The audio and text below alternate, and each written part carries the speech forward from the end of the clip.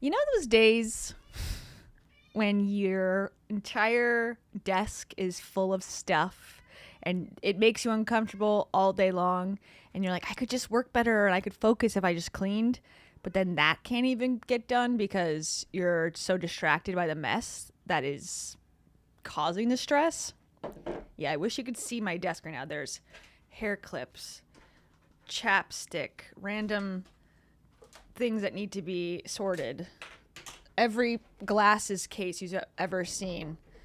Computer stuff, more lip gloss. I don't know. Glasses, more glasses. Unopened workout stuff. Anyways. Sorry for being late. And Taro has something to say. She says, I'm hungry. I'm going to give her an extra bonus meal just because she's got the best followers on the whole internet. The Kia's World community. She deserves to eat because you guys like these videos. Oh, man. What a life. Okay. Welcome back. Today we have to revisit, even though we just talked about him for the first time. It's kind of like, I guess it was in the ether that Russell Brand was going to become relevant again. And I was actually, we were early to the trend of doing videos about Russell Brand. And so now we have to return and watch his latest video with Piers Morgan. Oh my God, I don't know if, and I haven't watched the whole thing, but the clips I've seen, I don't know if I've seen a more uncomfortable interview, a more obvious meltdown on television before. I've never been on live television before, but if I was, this would be the one that I would think, oh my gosh, his career is over. It was already over, and it was the seams of his lying and pandering to this audience was already clear before. Now it is like crystal clear under a magnifying glass, 4K, 8K, etc., etc. And also, here's little Taro eating her food. Look at her eating the bowl. She's the best. Okay. I do love my lips, you know. I got a big bottom lip and not much of a top lip, but you gotta just moisturize. Am I right? You just gotta moisturize. Also, I don't have any Buffalo Sabres gear. I did order something because, yes, I am a bandwagon fan and I don't watch hockey very often, but go Sabres! Woo! Even though you had a rough game last night. And that's also why I'm tired, because I stayed up late on a weeknight to watch this game. And they ended up losing anyways. Okay, so we're going to watch. And we hope that we're not going to get, and I say we a lot, but I hope I'm not going to get demonetized or, blocked on the live block. I cannot make any promises. These grifters love to block and copyright strike and do everything when someone uses their content. So we're going to watch the interview that, for the record, Piers Morgan, I'm sure you're not going to be surprised by this, that Piers Morgan, don't like him.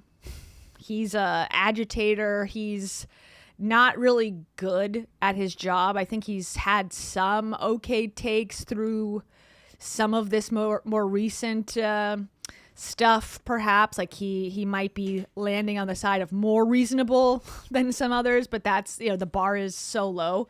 The real reason I don't like Piers Morgan is because, there's multiple reasons, but the funny reason is that he did a Netflix show about interviewing murderers or something, and he just wasn't good at it.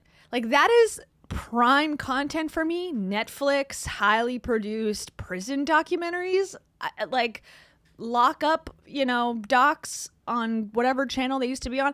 I could watch that all day long. That's something I very much enjoy.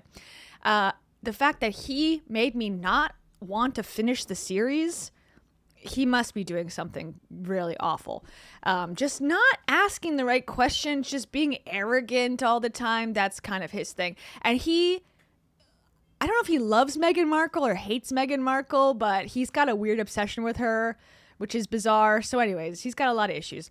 But in this instance, so it seems from the clips that I've seen, he does seem to think that Russell Brand is, as this title suggests, massive grifter.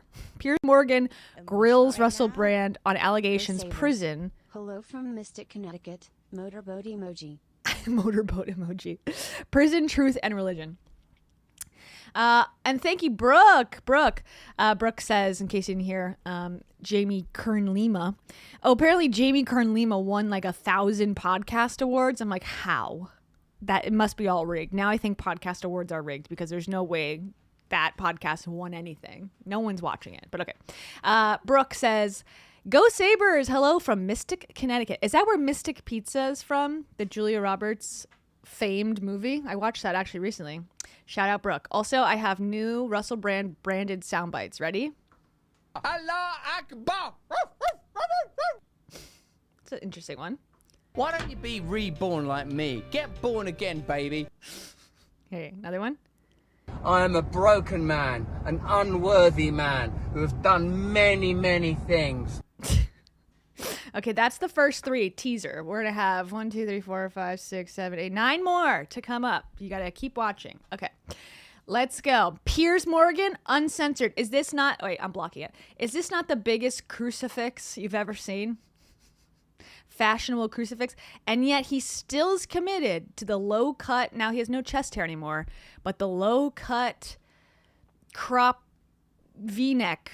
That's at this point, it's not even a V-neck. It's like a negative space neck with the biggest crucifix I've ever seen.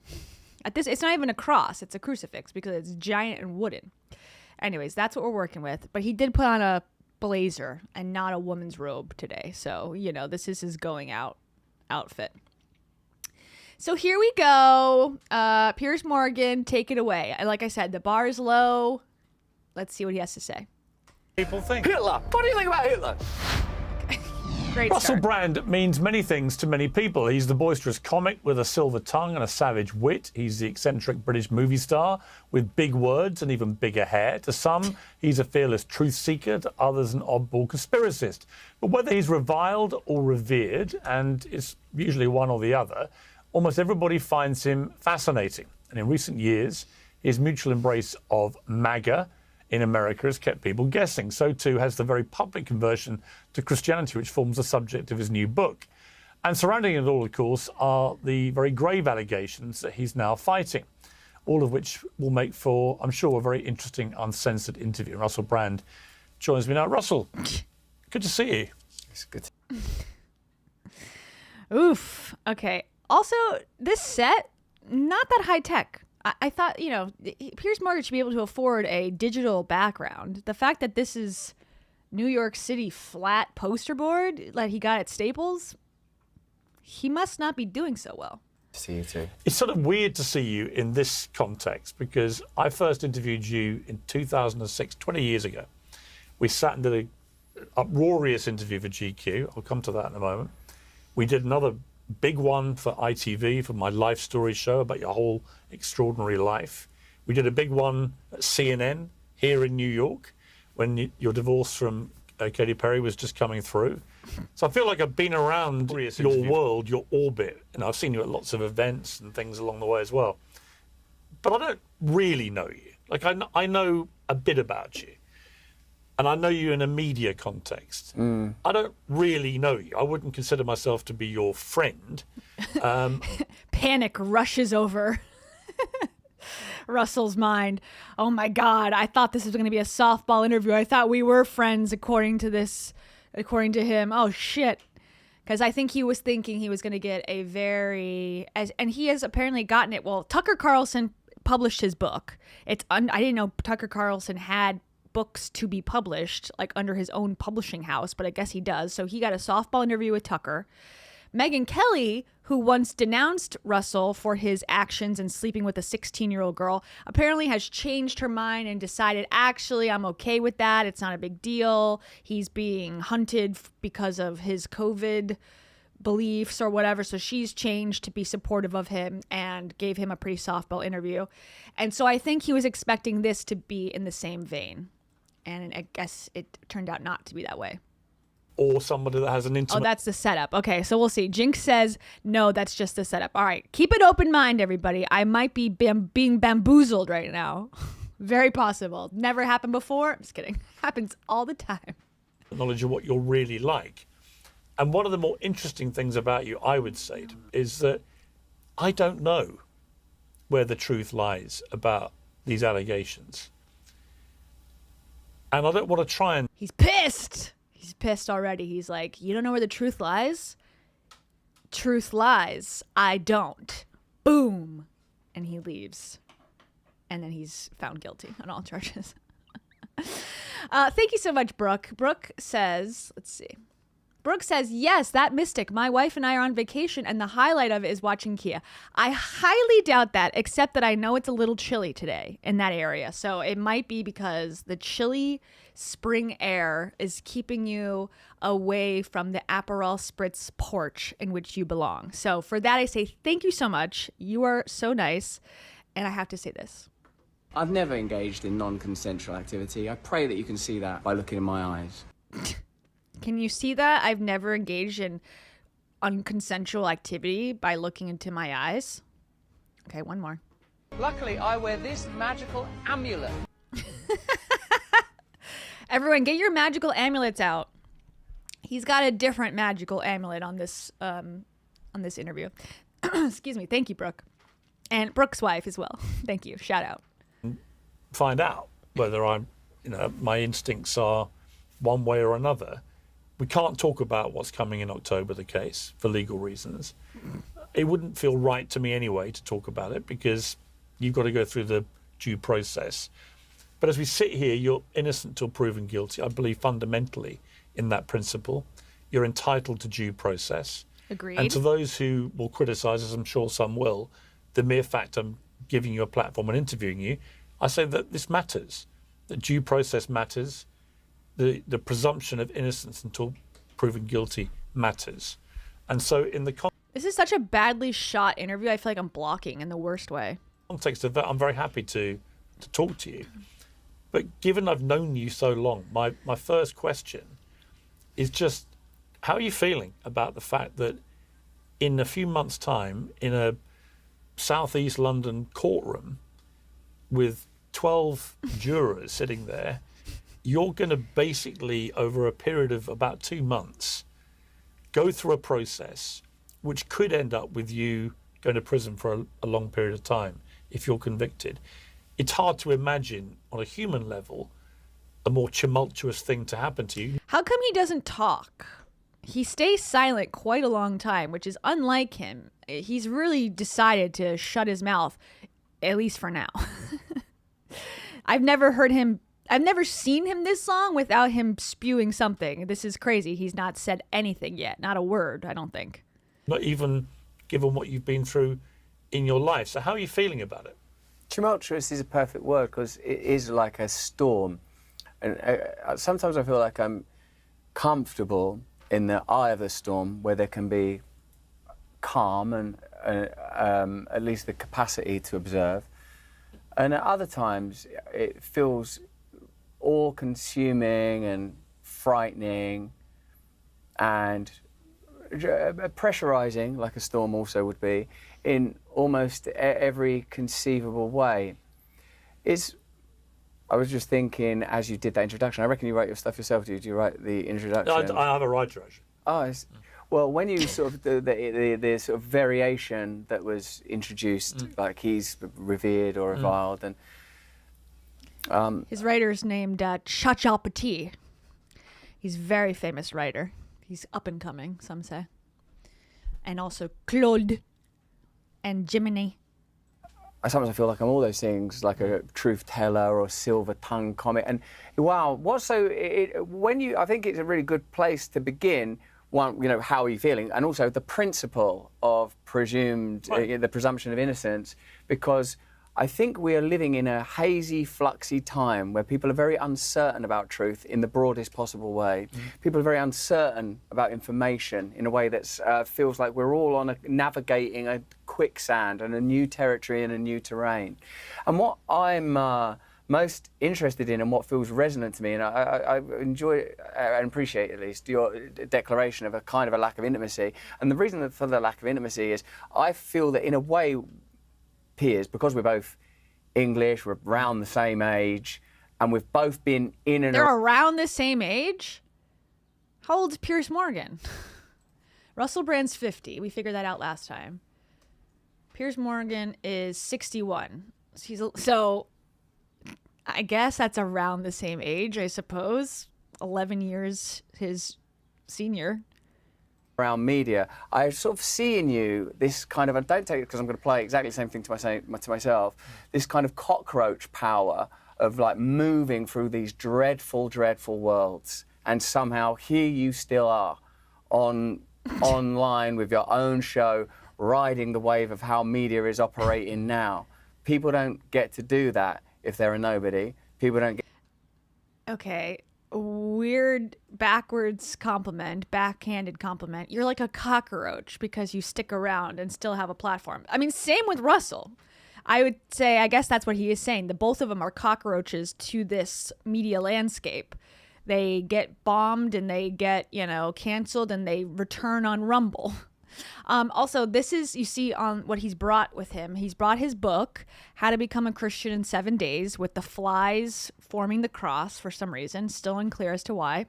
And then his Bible. This is going to come up at the best time and the most epic moment. I'm sure you might have already seen the clips. If not, it's going to be an amazing moment, so stick around.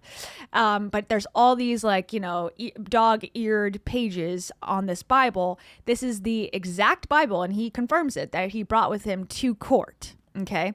And a lot of people speculated, and rightfully so in my opinion, that he brought this Bible to be performative, and that the dog-eared, post-it notes in between with like different pages is extremely performative. It's to show that he's, really trying to digest and take notes and understand the words in the Bible. And we'll see why that blew up in his face. And then his glasses, his aviators, in front of all his aviators, which is the symbol of cool. So if you were to draw symbolism, and this was a painting that someone did back in the Renaissance, you would say, okay, this represents his vision that is clouded by his false doctrines behind him because he doesn't believe. And so his glasses are representative of his ego, and they are on the table, laid out on the table in a performance, but yet that is just, his coolness is just as important, if not more so, because it's closer to the camera than the other two books. His own success with his book and also his fake religion, in his opinion. Did that make any sense? Not sure. Not sure. And we're going to keep rolling anyways. Amy, thank you so much to Amy. Amy says, why did Katy Perry marry this dude? He's nuts. Well, Katy Perry ain't the best either. Katy Perry, I think, is also in that spiritually adjacent, and I've heard her right before she went into space. She was doing this thing like, oh, I was always meant to be in space, and in the universe has given me all these signs that I was meant to do this, and that, my destiny is always in front of me, and I'm always being told that I deserve everything. And so I think she adheres to that mindset, which is the world is here, it's built for me, and everything good that happens is because I deserve it, and anything bad that happens to other people is because they didn't wish for it hard enough like I did. So I think that is the perfect connection. Love connection back then, and he was like a cool rock star. He was a sexy rock star, as he said, and she was a sexy California girl, and it was kind of, fun back then, and she found out what a mistake that was. Anyways, Amy, this is for you. Methylene blue has methylene changed my methylene life. That's a good one. Thank you, Amy. All right, back to it. Get to do that if they don't have, I would say, certainly tenacity and strength. But when I was a kid, I used to watch that show like most people did, a lot of people at least, The Word. And I remember you being on there, you were young, man. I bet you was 30. I think it was even when you were still showbiz at Bazaar, which was The Sun there, prior to being the Mirror editor.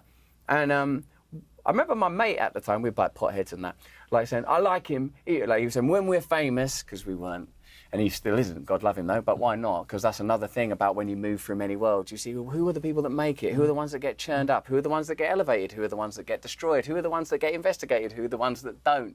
Who are the ones where the presumption of innocence is retained? Who are the ones where the presumption of innocence is stripped away? And my mate, he went, I like that, Piers Morgan.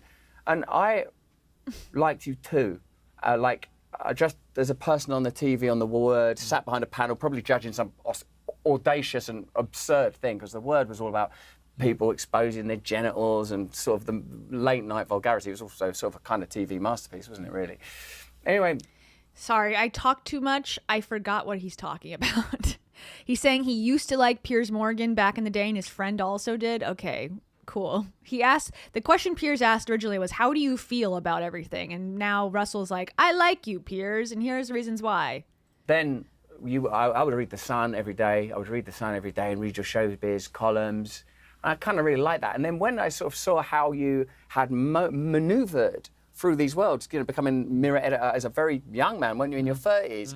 And I know that Rupert Murdoch, that Mephistophelian figure, that timeless man, about whom someone once told me, because I go, tell me something unique about Murdoch. Why is he the person he is?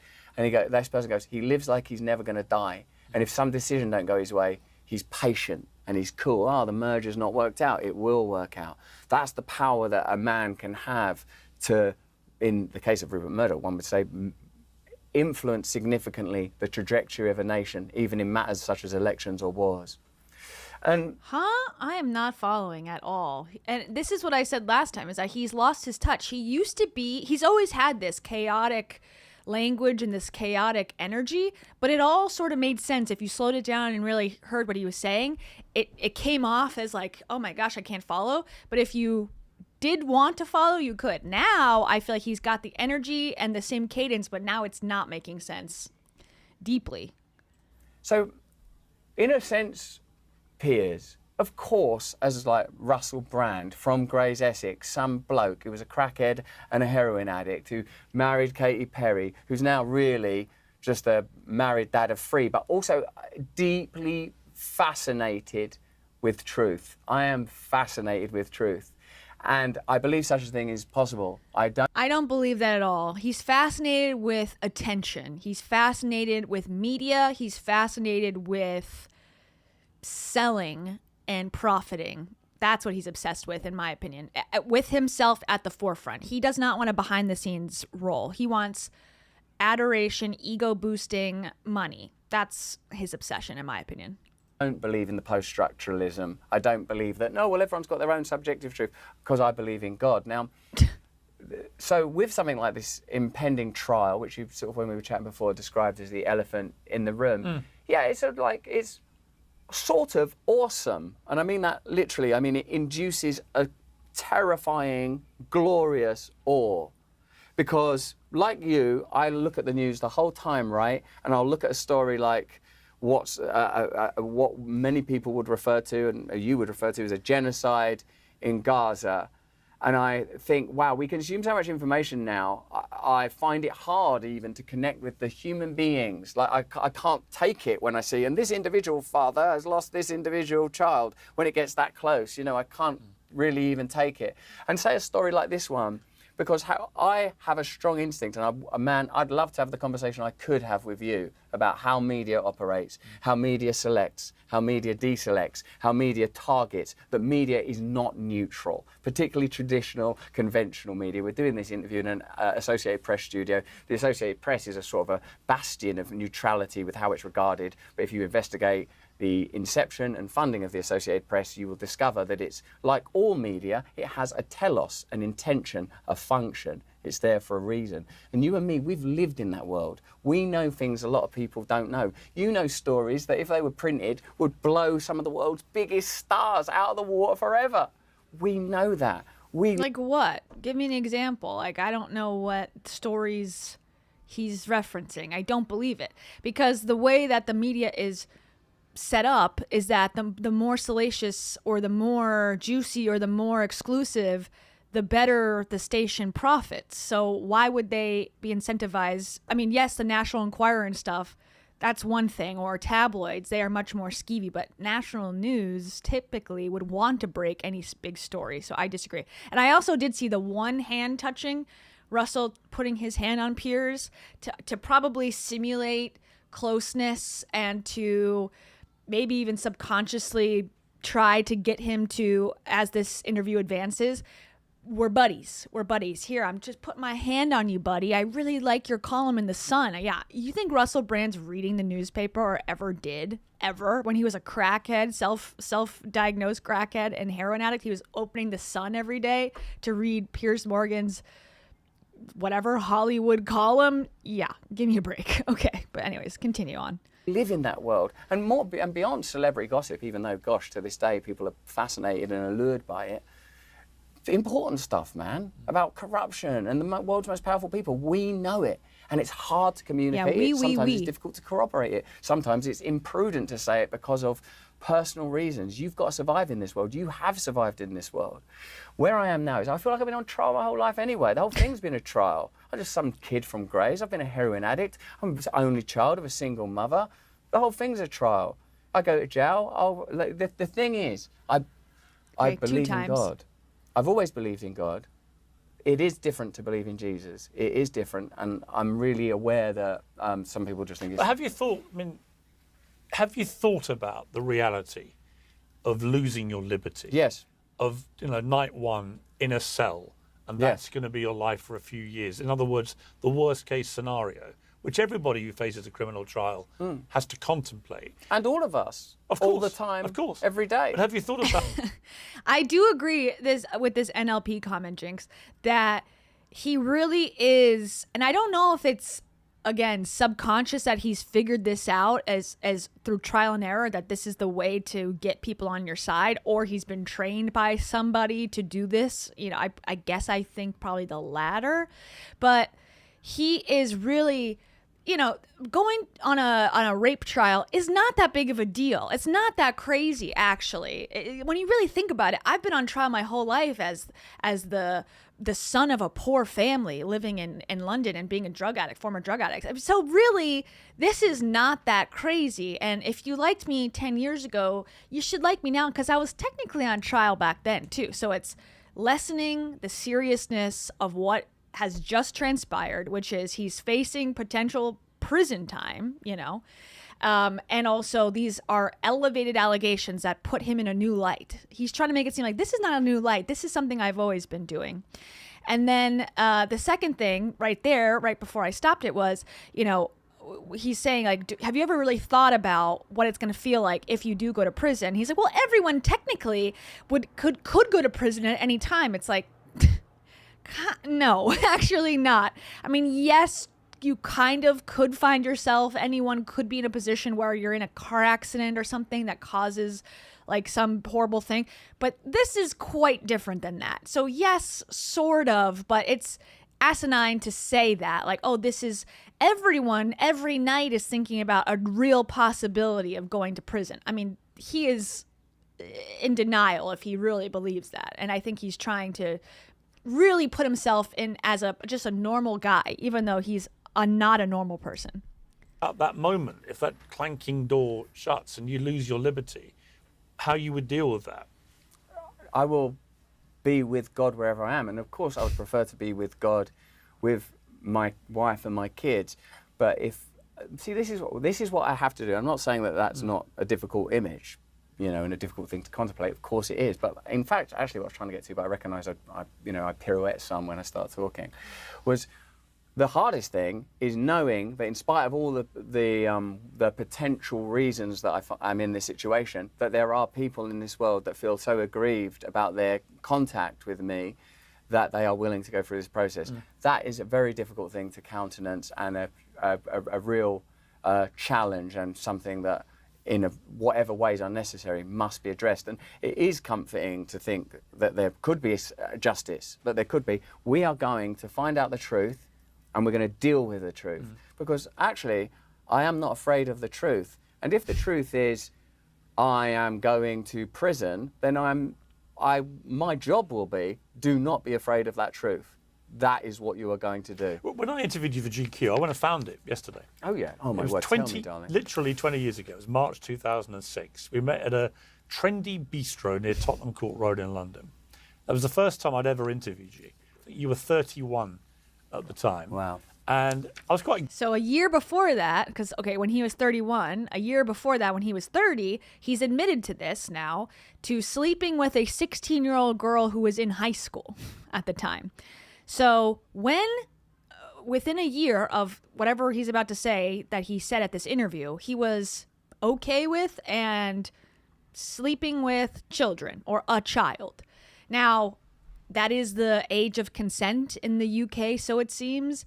But I think that's more of a technicality, and it's fair to judge a person that would be interested in doing that. Whether it's 2006 or 2026, I think it's fair to go, that's creepy as hell, and shows something about him as a person. And I don't know I have not done deep research on this, but from what I understand, that he would pick her up, allegedly, or the BBC would send a car to pick her up from her high school. So there's no denying, if that's true, there's no denying like, well, she looked 18, or I thought she was older, she lied to me. If you're picking her up from 9th grade or whatever, junior year of high school, you're making an effort to date a child or to have sex with a child, which is disgusting. gushing. I said I assumed I'd find Brand irritating, pointless, and easy target, but I was wrong. He was charming, articulate, outrageous, and very, very funny. We roamed through 2 hours through his extraordinary life, a non-stop orgy of comedy, drugs, bulimia, hookers, four-in-a-bed romps, and celebrity bed notches. And then, for some reason, I asked you halfway through, are you a more successful sexual predator now that you don't drink? And you replied, yes, but I resent the word predator. I like to think of myself as a conduit of natural forces. After all, the most natural thing in the world for people to do is fuck, isn't it? And people want to do it. So all you have to do is remove all the reasons why women don't actually go through with it, like pride and reputation. You just have to unpick the conditions stopping women going straight to bed with you. That sounds like charm, seduction, game. Do you remember in the era immediately prior to this one? And one would have to accept that Me Too redressed in 2015 when that happened a dreadful imbalance in male-female power dynamics that is good that there's an ongoing conversation and that some of the corruption and exploitation in that is being exposed and explored. And what that was there at 31, man, that was... I forget, because being famous has been for me, it sounds like you enjoy it more than I do, but for me it's been like... There's a double. Yeah. It sounds like you enjoy it more than me. Yeah, Russell Brand doesn't enjoy being famous, for sure. That's what I've always thought. If there's the poster child for enjoying fame, it's Russell Brand, okay? And he could choose to do something else at this point of his life, and he's not. So that shows just how much fame is important to him. It's all for everyone. I don't know. Like, I mean, there's bits that I really liked, and what that I can hear in that lovely piece of writing is that I was into it, and I forget that now. Like, even talking to you about football can be hard, because I really love West Ham. That's my, like, when there was a little boy, when there was a teenager, and then suddenly I'm with Cameron Brady, and I'm with the Sullivan et al., you know. But now, because, like, I have a different view of the culture now, Piers, and I'm afraid, like, I regard it as evil. In a word. I think fame can be one of the most insidious drugs of all. Certainly it is, but what is it? The craving that people have for it, and then actually the cold, hard reality of how it warps a lot of people's values, a lot of the way that they behave. Yes. All those things. I see it all the time. Yes. What does it do to... I mean, and also... It's like any drug. I think it's like any drug. It's like cocaine. It's like all these things. It is a drug that people crave it, and they want more and more of it, and then there's usually at some stage, unless they're incredibly strong, mentally strong, there's normally a tipping point where the reality of big fame hits hard, and the show business is littered with the professional carcasses of people that then couldn't deal with the downside of it. I totally agree with that 100% from my perspective. As a non-famous person, I would say, yeah, that's how I see it as well. And that's why the worse of a person you are, the better you handle fame, so it seems. If you don't have much values of yourself or pride in who you are beyond fame and beyond the superficial, you're going to struggle.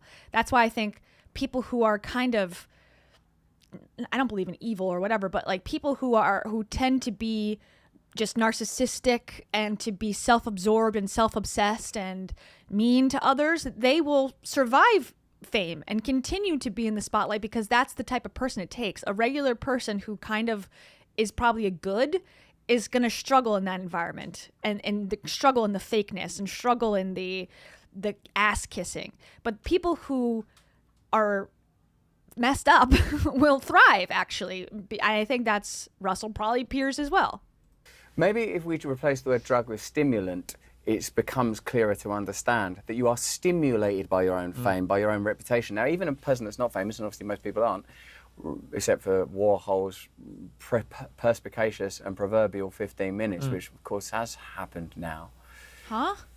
All of us have the idea that there's an object of ourselves that people are commenting on, a facade, a mask. Obviously the word hypocrite comes from mask wearer.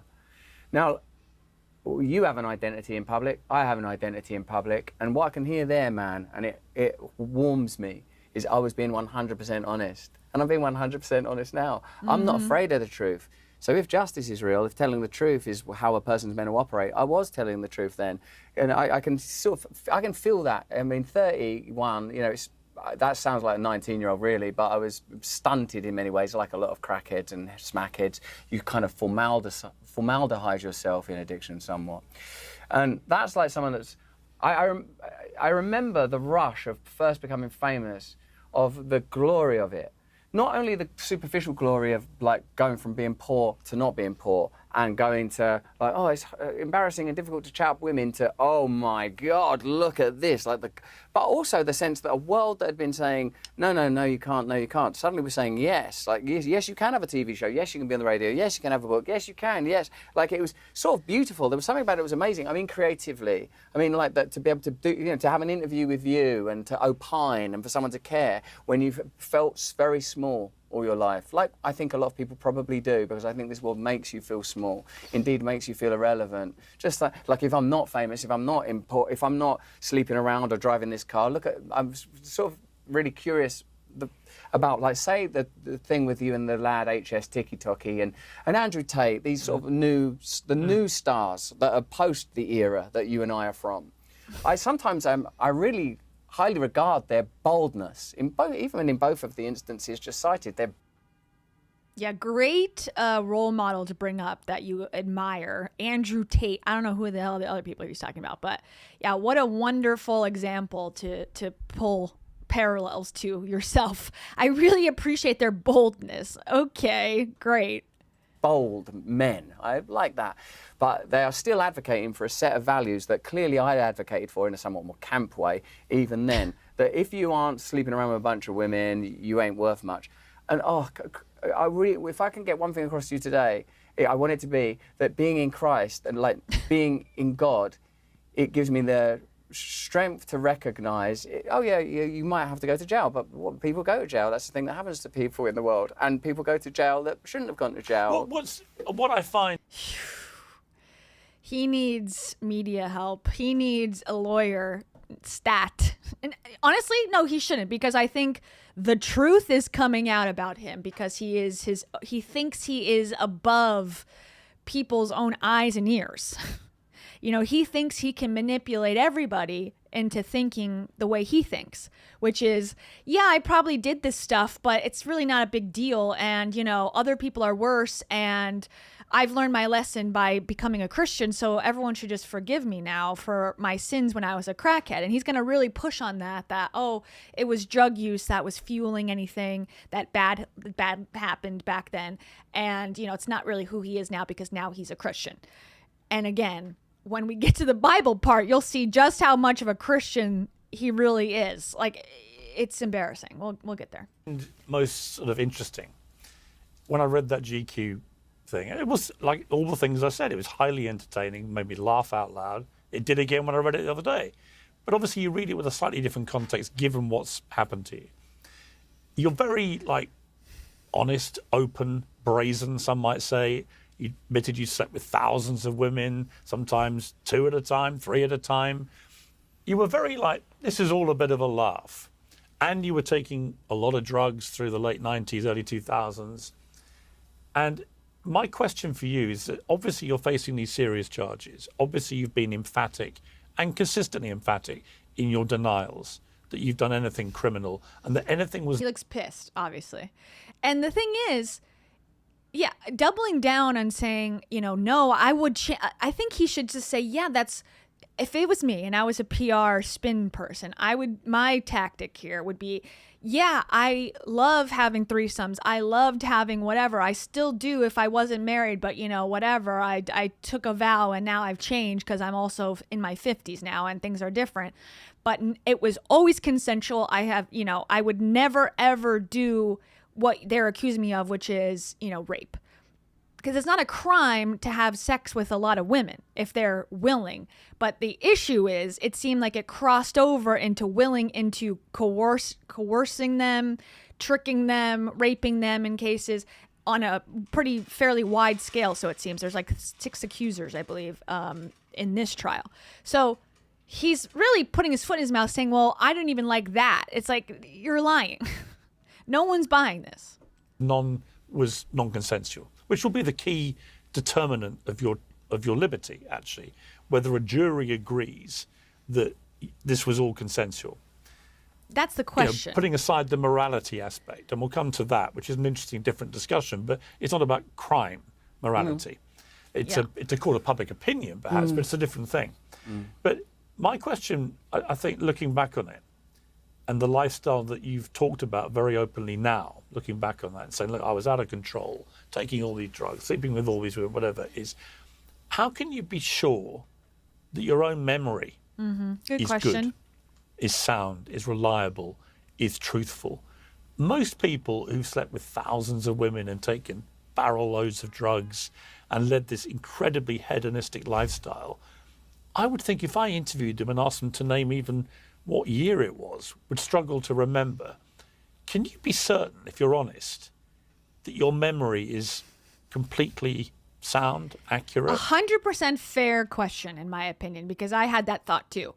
If you are operating at such an extreme level, how can you be sure that you have the correct information? If you were, as he admits, like blacked out and in a crackhead and a smackhead, those types of people tend to not remember the facts clearly, maybe. And so maybe you committed a crime on accident. I'm very curious to hear his thoughts.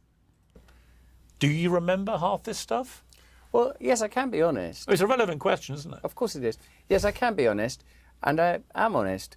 And I think what's an important distinction is that I was a drug addict prior to becoming famous. So that was a very different rhythm and time. And I think the question was, has it made you a more successful predator? And even then, I objected to the idea of predation as persecutory. But predation is simply an amplification of looking for something with intention. And the reason I wasn't famous when I was still using drugs, Piers, is because when I was a drug addict, I was an unviable economic proposition for potential media partners. The reason that I'm able to remember is something that I think is sort of quite essential, is that I'm telling the truth in that GQ article. Amidst the sort of flamboyance and the evident hedonic is a person that was looking for a lot of attention and approval and love and connection. Now, that doesn't mean that there weren't clumsiness and that there wasn't selfishness and objectification and lots of things that, to your point about there being a moral distinction, flat out wrong. But it's very different than a kind of a bawdy, overbearing, oppressive, controlling. Like, obviously I'm aware. Answer the question, Russell. He's avoiding the question completely and missing the point. And now he's actually, I think, put himself in a worse hole than he was when he started, because he started this conversation really leaning into, I was on drugs. I'm a different person now. Imagine someone that you know on drugs and imagine them not on drugs. It's a totally different situation. So if you're judging me for what I did when I was on drugs, then maybe you shouldn't feel that way because I'm no longer on drugs and I found God. Okay, but now you're saying, well, I wasn't even on drugs during the time where I'm being accused of committing crimes. So really, you've screwed yourself over here as using the drugs as a defense, which is interesting. And I don't know why he would do that other than he slipped up or thinks, again, he can talk himself out of this. It's not quite landing, I think, the way he thinks. Because now I'm thinking, oh, well, if he was sober during all these instances, then there should be no problems remembering if you committed a crime or not. So, anyways, Violeta Yaga Baba. Thank you so much. I always love your name. Violeta Yaga Baba. They say both of these two need to follow advices of Betty, Yuki, and Freya. Yes, agreed. And those are the puppies of the Kia's World universe, and they all have the best advice for everyone. So if you'd like to learn their advice, the course is only 4,000 milk bones to join, and you can join on our Reddit thread, Kia's World. And here's a bonus soundbite for you, Violeta Yaga Baba. I'm on trial for crimes I didn't commit. And also, praise the Lord. Click the link in the description. that's a good one. Thank you, Violeta. Of the sort of claims that were made publicly in the documentary, and I'm not sure to which degree what makes part of this so complicated is this all happened subsequent to a documentary, and you know as a journalist that journalists are not held to the same level of I want to say integrity as an investigator of a legal matter. That if you're a journalist talking to someone, like even you now, you know how to navigate me into certain positions. If you were talking to someone, or 100 someones, or 500 people saying, look, you slept with Russell Brand, what happened? Or someone else has told me this. It's quite easy in a non-legal and non-judicial setting to induce, encourage, and direct people to look at things in a particular way. And I think once that artifact has been made, I'm certainly not making claims about the criminal judicial system, which I, like you, believe will provide a just outcome. A just outcome. Because I don't know what documentary he's talking about. It's upcoming. I can't wait for that one. I think whatever outcome occurs, like as you say, I have to live with that, and will do, obviously. Because you have no choice. How does one remember? Yes, it is a long time ago, but firstly, I was never drinking or taking drugs. I think people conflate, because some of the films I played drug addicts and drug users and stuff. And frankly, all of the films I made, there wasn't an enormous range at hand there in that film career there. But the reason I remember is because I was there, because I'm present, and because the whole thing was very live and alive. I have a good memory, and particularly, obviously, this is something I've had to reflect on and go. You were clean from. Okay, let's go back a second. But so now he's saying, which I think could be to his detriment, because, and I don't know what in the legal system in England, if that would be an excuse. I don't think it's an excuse legally to say, like, I don't remember the crime, but I think people on the jury might sympathize with that if you were to push up like the drug use and all of that and really amplify that and say, look, if a crime was committed, he didn't mean it, therefore he didn't like break the law. I don't know if that's how it works, but I could see that as a argument. But he's now saying, no, I remember it all.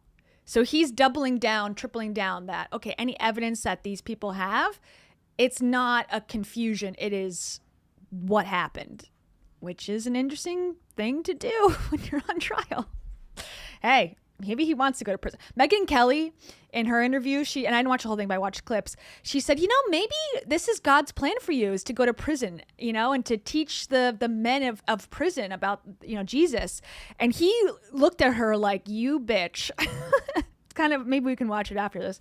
It was like a moment of, well, maybe, and I'll do whatever God wants me to do, but that's not what I want to do. It's like, no shit. This guy does not want to go to prison. If Jesus came down himself and said, Russell, my plan for you is to go to prison, he's not going to want to do it. So, yeah, he's trying to avoid jail time at all costs, if you couldn't tell. Nachema Gluck, thank you so much. Nachema says, can you imagine if he represented himself in court? That is something I would watch. Honestly, he's the type. He is the type that would think, no. Any lawyer that I hire is going to be a complete idiot. He's going to be an idiot, and I'm going to be the one to, a barrister? I'm going to be my own barrister. And I'm going to put the wig on and represent myself because I am the chosen one. And I will show the world that I am innocent. And the media is the problem, and the BBC is the problem, and the government's the problem, and America's the problem, and everyone's the problem but me. Society is the problem. And he would think that that's going to be convincing because it worked for so many years, him spewing his garbage and using his status as a celebrity to get whatever he wants. And unfortunately, that time has passed. For him. Fortunate for us, unfortunate for him. Nachema Gluck, this is for you. Seed oils. Also? It's a lot of self on the shelf. True. Memory, and particularly, obviously, this is something I've had to reflect on and go. You were clean from 2002. December the 13th, 2002 is the date I got. Some of the allegations go back to 99, so there must have been some crossover. Oh, well, without wanting to get into the specificity of the criminal matter, that's not generally the complexion, and in the variation from that generality, there are other indicators that make it clear that my memory is reliable. Not a great defense, personally, just saying. Interesting thing, I was listening to your Megyn Kelly interview yesterday, and it's blown up. We're both in New York, and it's blown up big in America today. A lot of people commenting about this. Let's play the clip for those who haven't heard it. In Europe and in the United Kingdom, where I'm from, the age of consent is 16, and I did sleep with a 16-year-old when I was 30. But when I was 30, I was a very different person. I was a lot younger, and I was an immature 30-year-old. Consensual sex, actually, with a variety of people, when there is a strong power differential, as there is when you're a famous man that has the ability to attract women that I had at that time, I think involves exploitation. Okay. One thing I'm going to say about that is attracting women, one thing, attracting child, gross and problematic.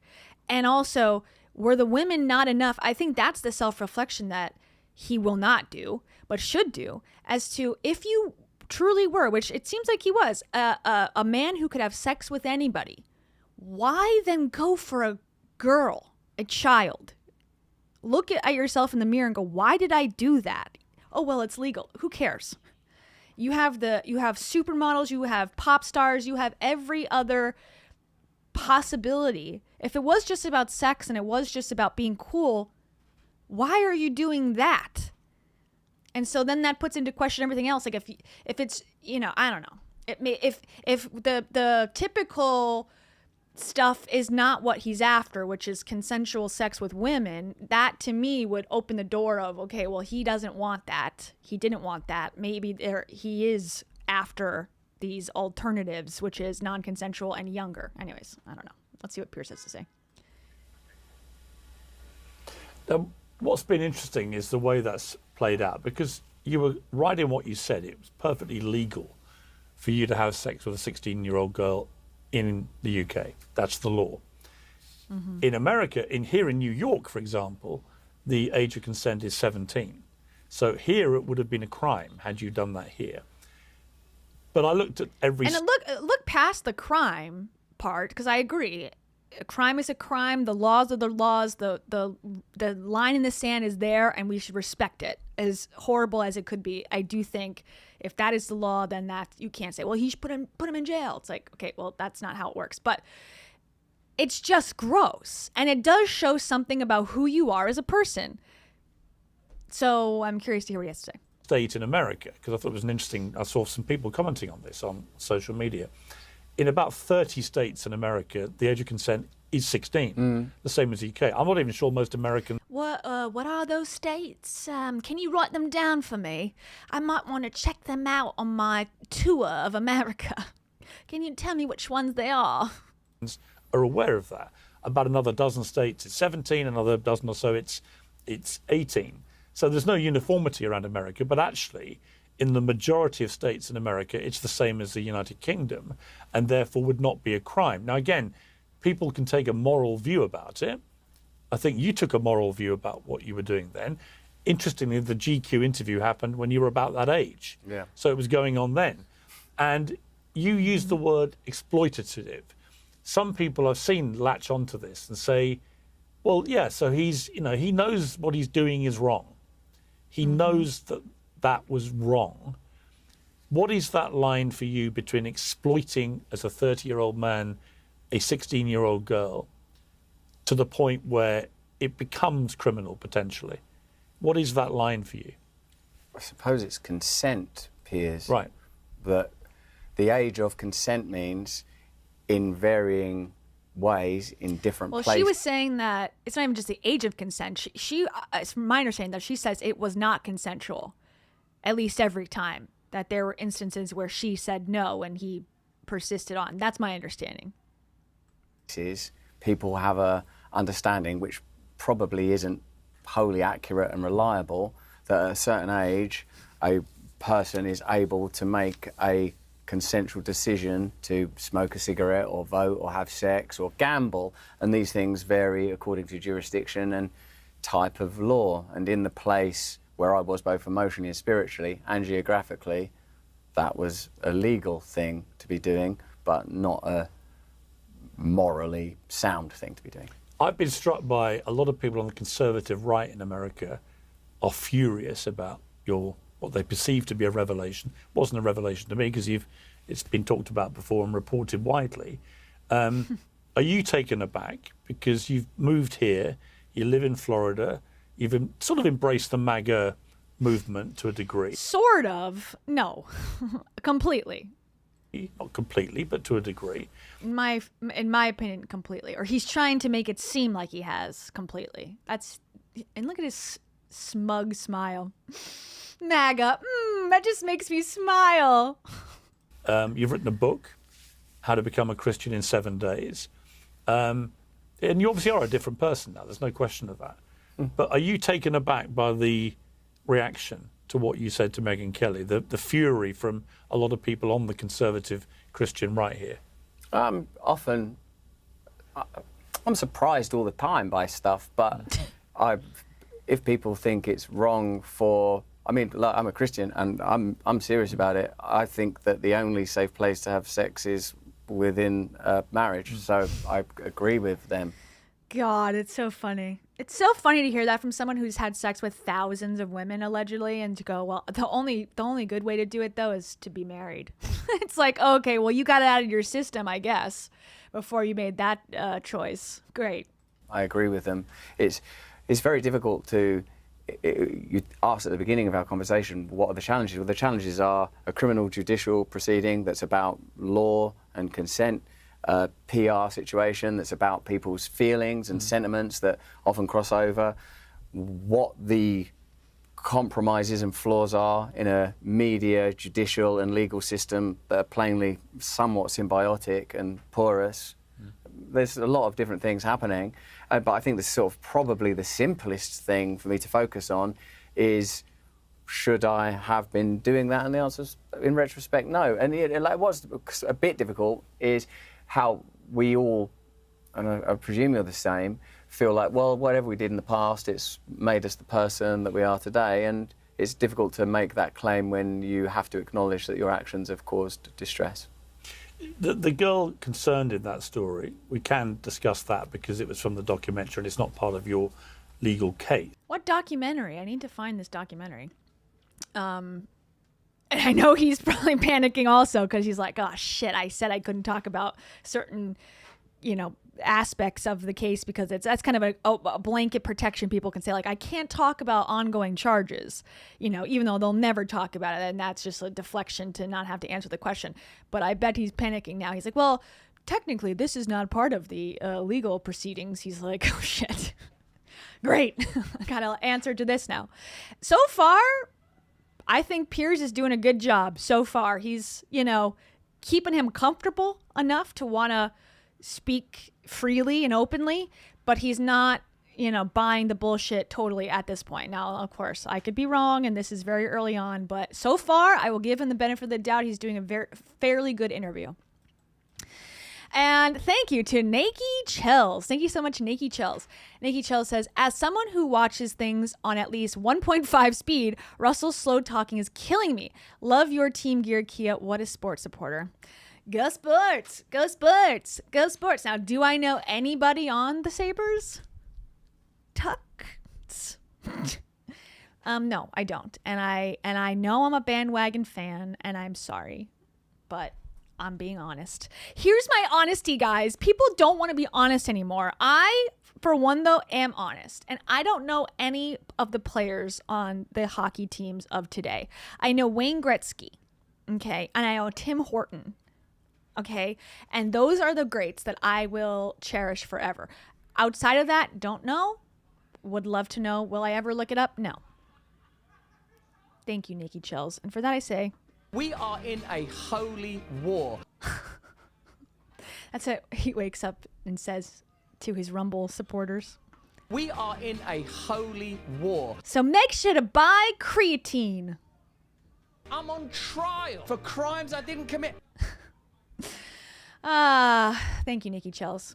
I appreciate it. Yeah. Usually he's the fastest talker in the entire world. I'm hesitant to speed it up though, because I find it hard to understand him when he goes too fast. So I'm going to keep playing it at the same speed unless it gets ridiculous. But I'm sorry. I struggle to parse out what he's saying. But yeah, this is very different vibe than he typically goes. He's usually screaming and yelling and going so fast because he's so just enthusiastic about what he's saying and selling. Anyways, his amulet. Luckily, I wear this magical amulet. But she dated you for 3 months when she was 16. She described you referring to her as the child, sending cars to collect her from school, coaching her on what to tell her parents, made allegations about the sexual Tim Horton is both a hockey player and a coffee brand, and a very gosh darn good coffee brand. And you should get the double-double. interactions you had, suggesting that you forced yourself in certain ways and so on. But she's not part of the legal case, and let's be clear about that. So there's no suggestion of criminality that's been levelled at you legally. But when you hear that account, what do you feel about the fact you were nearly twice her age, she was only 16, and you're picking her up from school, all that kind of thing? What do you feel about it? Well, I think some of those details are pretty important and relevant, and how I feel about it is, as I've said, it's not nice to know that my actions have contributed to a person suffering, and there should be there must be justice for that. The context in which those consensual encounters were happening was a sort of merry deluge of constant consensual activity that was very, very difficult to sometimes. How'd you even meet this girl? Were you at a prom? Like, where were you at? Where were you as a 30-year-old celebrity at this time meeting 16-year-old girls? That's what I hope he asks next. Where did you even come across this girl? She's too young to be in your circles, I would guess. If she's in high school, how the hell did that happen? I believe was happening, but, one adjusts to those kind of conditions. And I would say Piers, on a personal level, yes, of course, that's wrong. It's morally and spiritually wrong. It's legal. It's not a legal issue. But yeah, throw that in there. I don't want to try to minimise my actions in any way. I'm fully culpable and absolutely happy, not happy, but willing, of course, to deal with the consequences of my actions. Not so willing to deal with consequences of actions that were not undertaken. I think that's a really important distinction to remind you and your audience of. And also, I suppose, it seems like a deliberate removal of context not to continually cement that famous men that are single have always and typically behaved in this manner. One prays consensually, but one also suspects that there's a responsibility incumbent on people that have that power, whether that power is magnetism or whether that power is fame or whether that power is money or whatever that power is.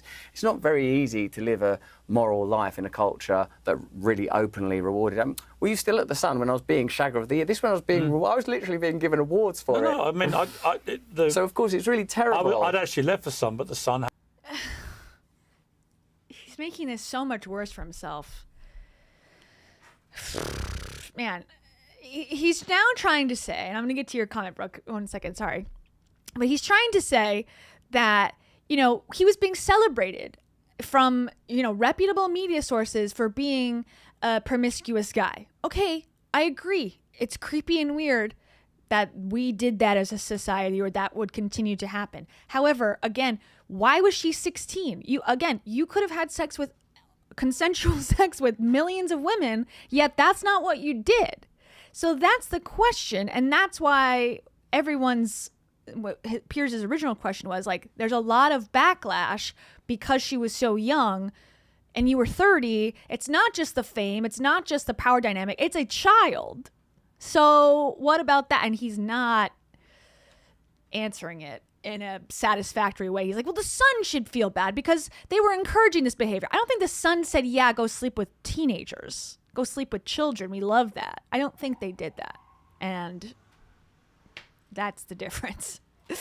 Thank you so much to Brooke. Brooke says, did you see the Sabres crowd singing "Oh Canada" yesterday when the singer's mic failed? I was so proud to be from Buffalo. Yes, I did see that. That was a very heartwarming moment.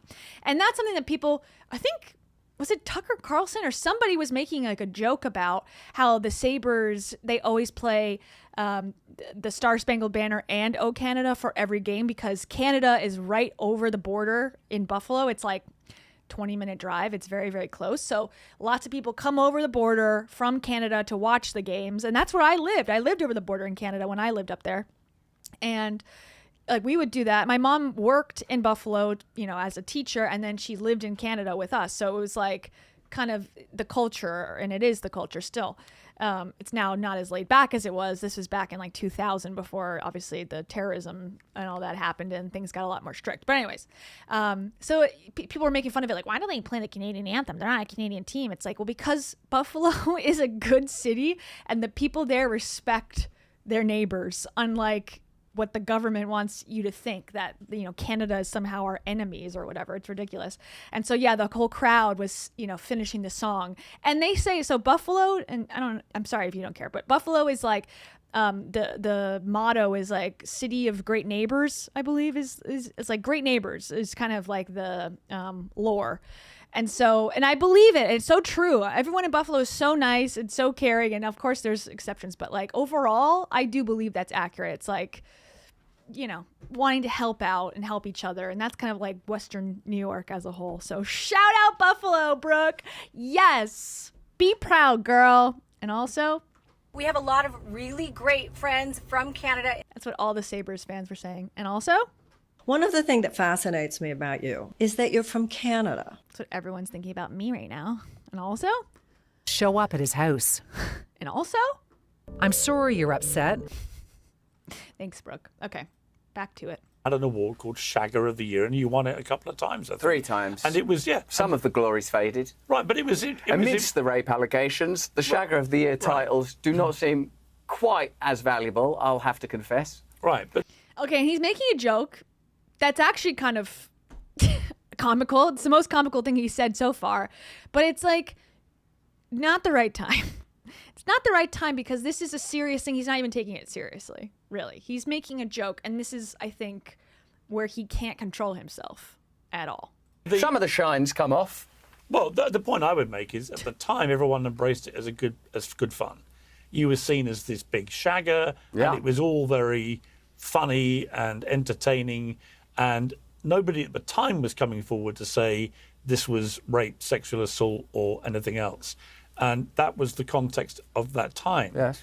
Now, it obviously is a very different thing about it. Well, I'll ask you something as a journalist. Also, during Me Too, no one came forward. In fact, people came forward subsequent to a very deliberate documentary.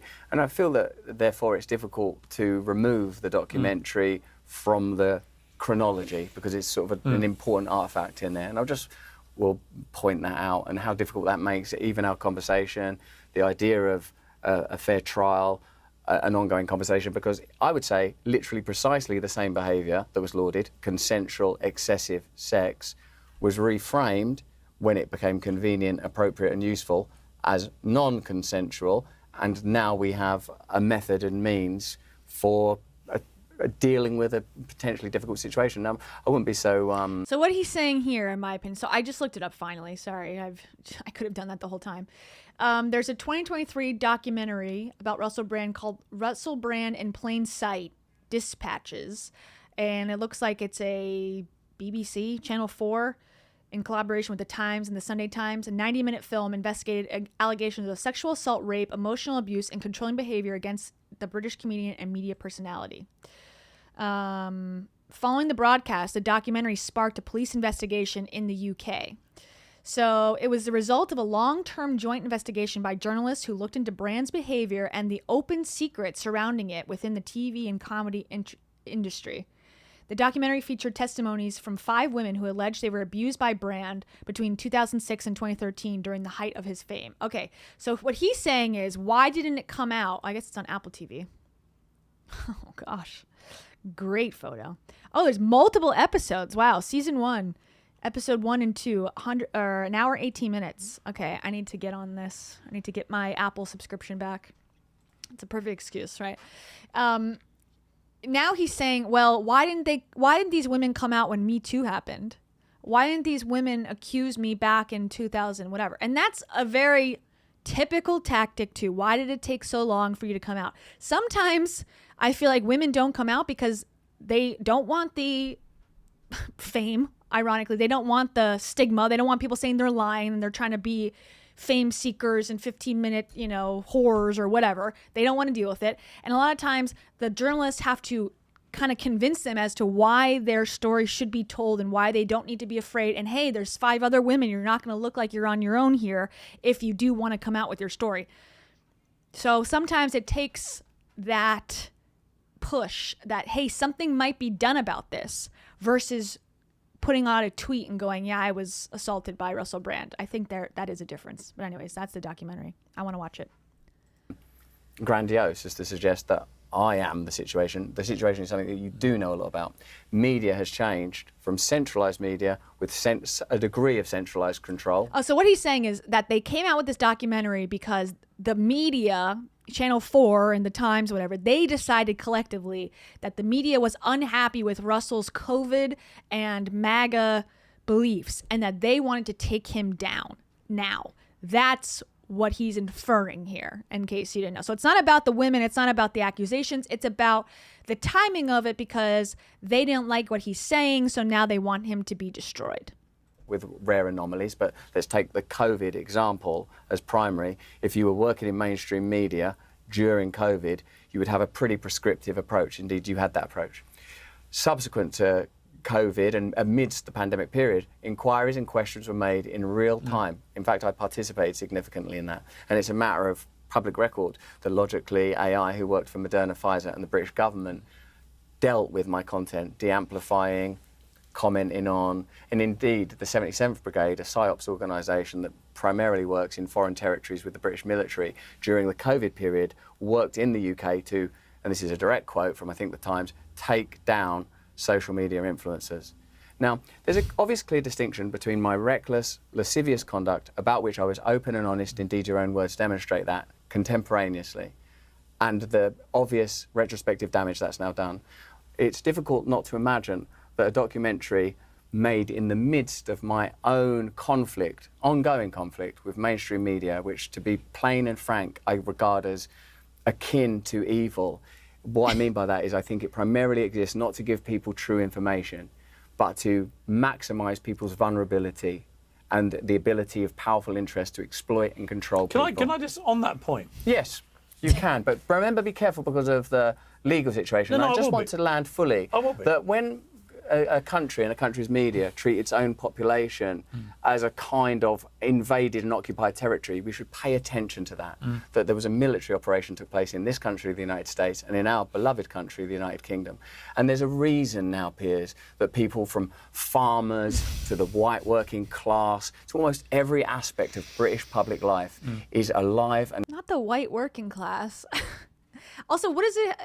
I mean, I know what he's trying to say, but if you were to look at this outside of his lens, what does this have to do with what you're going through at all? This has nothing. You can be unhappy with the world and unhappy with everything that's ever happened, but what does this have to do with your upcoming trial? Nothing. But he's trying to equate that the world that your viewers, the Piers Morgan viewers, don't like, that's exactly what's wrong with this situation too. It's like, this is unrelated, dude, as you all know. Amy, thank you so much to Amy. Amy says, listen, we need to back the Penguins to win Stanley Cups again. Russell should hire Rachel Hollis as a life coach. Maybe he'll brush his hair. Rachel Hollis is anti-hairbrush, okay? And that is propaganda that will be on this channel, because if anyone says that she loves brushing her hair, they're lying to your face. I've seen her vlogs. She's letting it run wild these days. And you know, God bless. Penguins to win the Stanley Cup? I don't know about that. I want the Sabres to win the Stanley Cup, okay? So I support the Penguins as a species, but in this case, I'm a Sabres fan, as previously stated. We have a lot of really great friends from Canada. I do like Pittsburgh as a city, though. And all I can say is we love Betty on this channel. Betty love forever, Amy. This is what I have to say. My boyfriend. Let's all take a cleanse for a second. Hold on.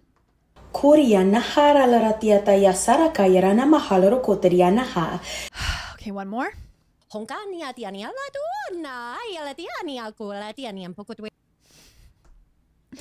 Thanks, Amy. Okay, back to it. Febrile with hostility, anger, and confusion.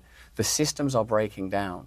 The systems are breaking down because of the technology. When Breitbart said brilliantly that politics is downstream of culture, perhaps we could have included that technology is very near the top of that stream, not the absolute source. But technology is changing everything. No, I agree with that. But let me ask you, Stay on topic. Why would the state, the establishment, why would they come after you particularly? I mean, you would do... Because I'm Shagga of the Year. They always want their Shagga of the Year to be put down a peg, obviously. Doing a YouTube channel, you were doing your thing, you were having opinions, but a gazillion people were doing that. I agree with Piers again. And also, these people always say, you know, he just said the mainstream media is, you know, out to destroy the population and its citizens, and they're in cahoots with the government and blah, blah, blah. As if there's not 4 million other alternative news sources these days where you can spout literally whatever you want. Russell Brand is doing that on a daily basis to excess. So the fact that he's like the only media source that's out there is controlling the masses, people have choice. People have more choice than ever before in what media they consume. It's not an excuse anymore to say these people are out to get me because the mainstream media says so. I don't buy it. Sorry. It's that you were somehow singled out, targeted deliberately, that all these allegations are only because you, Russell Brand, was saying stuff about a COVID pandemic or whatever. Mm-hmm. A lot of people think that's, honestly, bullshit. I was like, come on, Russell. It's not that. And when they hear you be, I wouldn't say... He goes, yeah, but that's my only defense. So it's got to have to work because I got nothing else. You're dismissing it, but...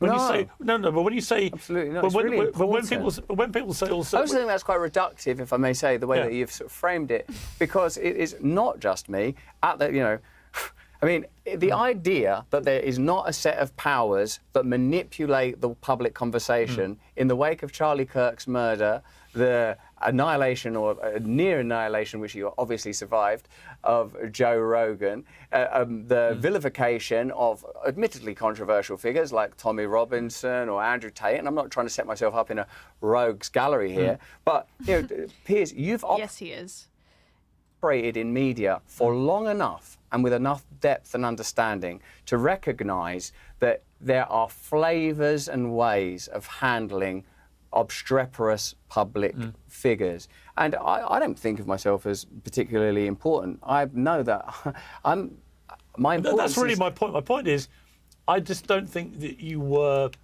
I mean, I don't mean this to be remotely derogatory. No, but I'm not actually... Because you had a very popular channel and lots of people were watching it. It's not that. It's just, I don't think that your influence in any of those debates would have warranted the establishment going, right, we've got to silence Russell Brand.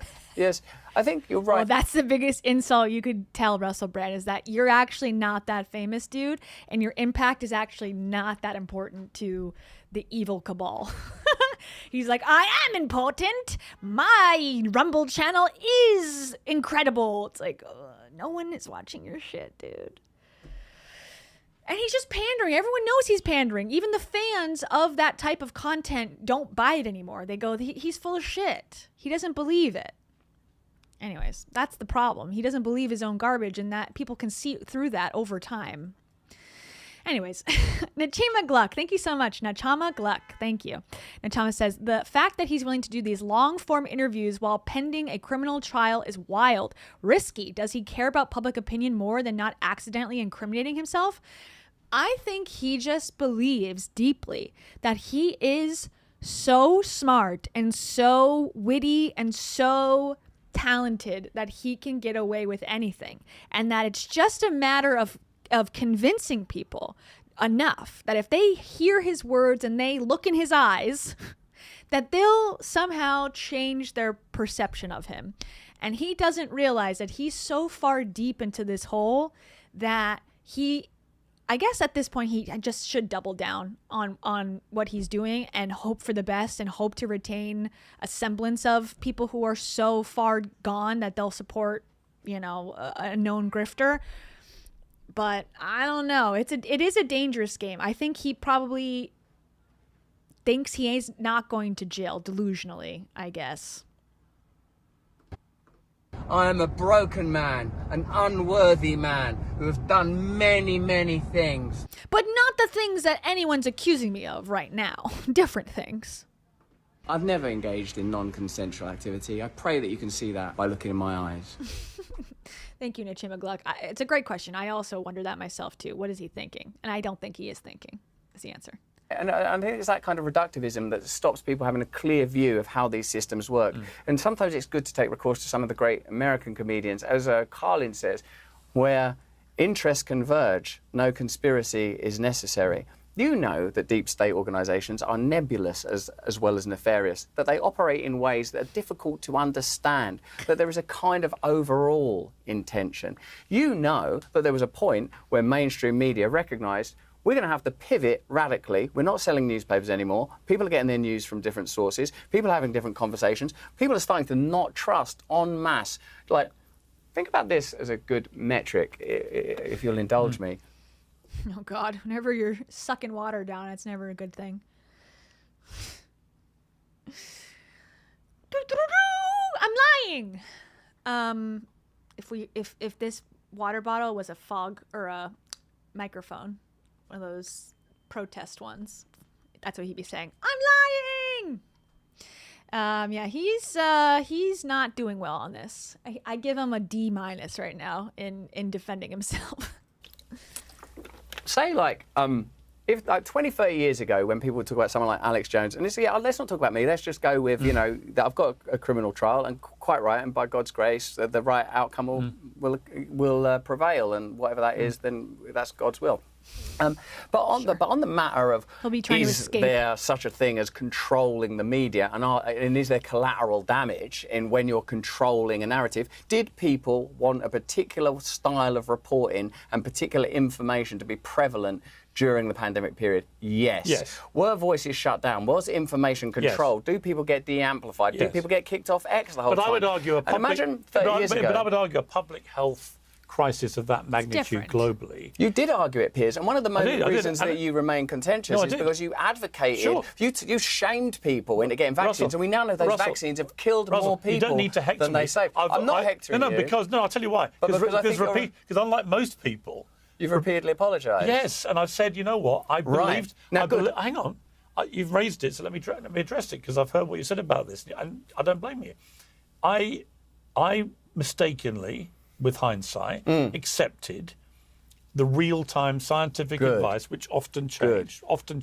And in particular, when they said, if you have the vaccine against COVID, you cannot transmit the virus. Was a lie. I thought that was an incredibly powerful thing. And an untrue thing. Which meant that, some old person walking around might be infected by some reckless young guy who doesn't want to have the simple jab, and he may kill that person. It turned out that was not true. So what do you wait, let me finish. I became incredibly censorious of people who wouldn't have the jab for a period of a few months. And then When they changed the advice, I felt I had actually, in the initial moment, abrogated my journalistic duty. Yes. What I should have done was be more skeptical, be more challenging, and certainly be less censorious and judgmental. Good. Except...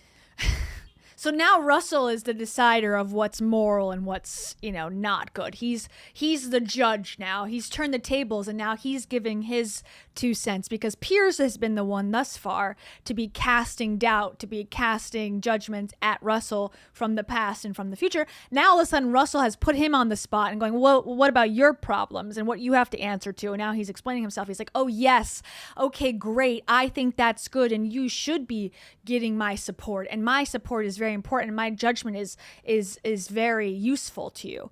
As if Piers needs to apologize to Russell Brand for anything. It's like, okay. And I don't know. I didn't follow this whole thing when this was going on about who was giving what and who was supporting what.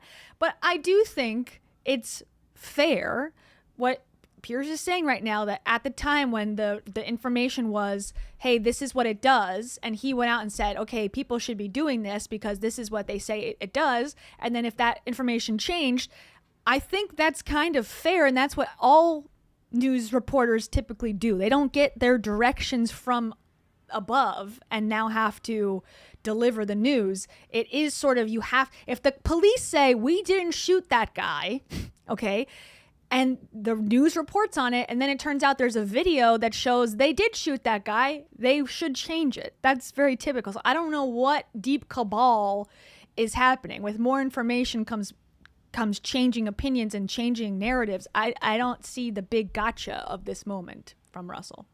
That in a fast-moving health emergency, the advice is likely to change. Of course. So I accept all that. No, you don't actually, because... But where we're different is this. I still believe that the vaccine saved millions of lives. Yes. A lot of people don't. No, I don't. You don't. I know, but I do. Good. Okay, that's good. That will be something you'll potentially be adjusting in the future, Piers. And when you do, don't think so. You may have another mea culpa to offer to your audience. Maybe. Because it seems significant to me that crisis benefited some... Honestly, again, don't like him. Piers Morgan, I'm feeling it tonight in this interview. So far, he's not said a thing that I disagree with typically at all, really, at this point, personally. So just heads up, giving him the benefit of the doubt at this moment, because I'm feeling like, okay, and I'm bored with him right now.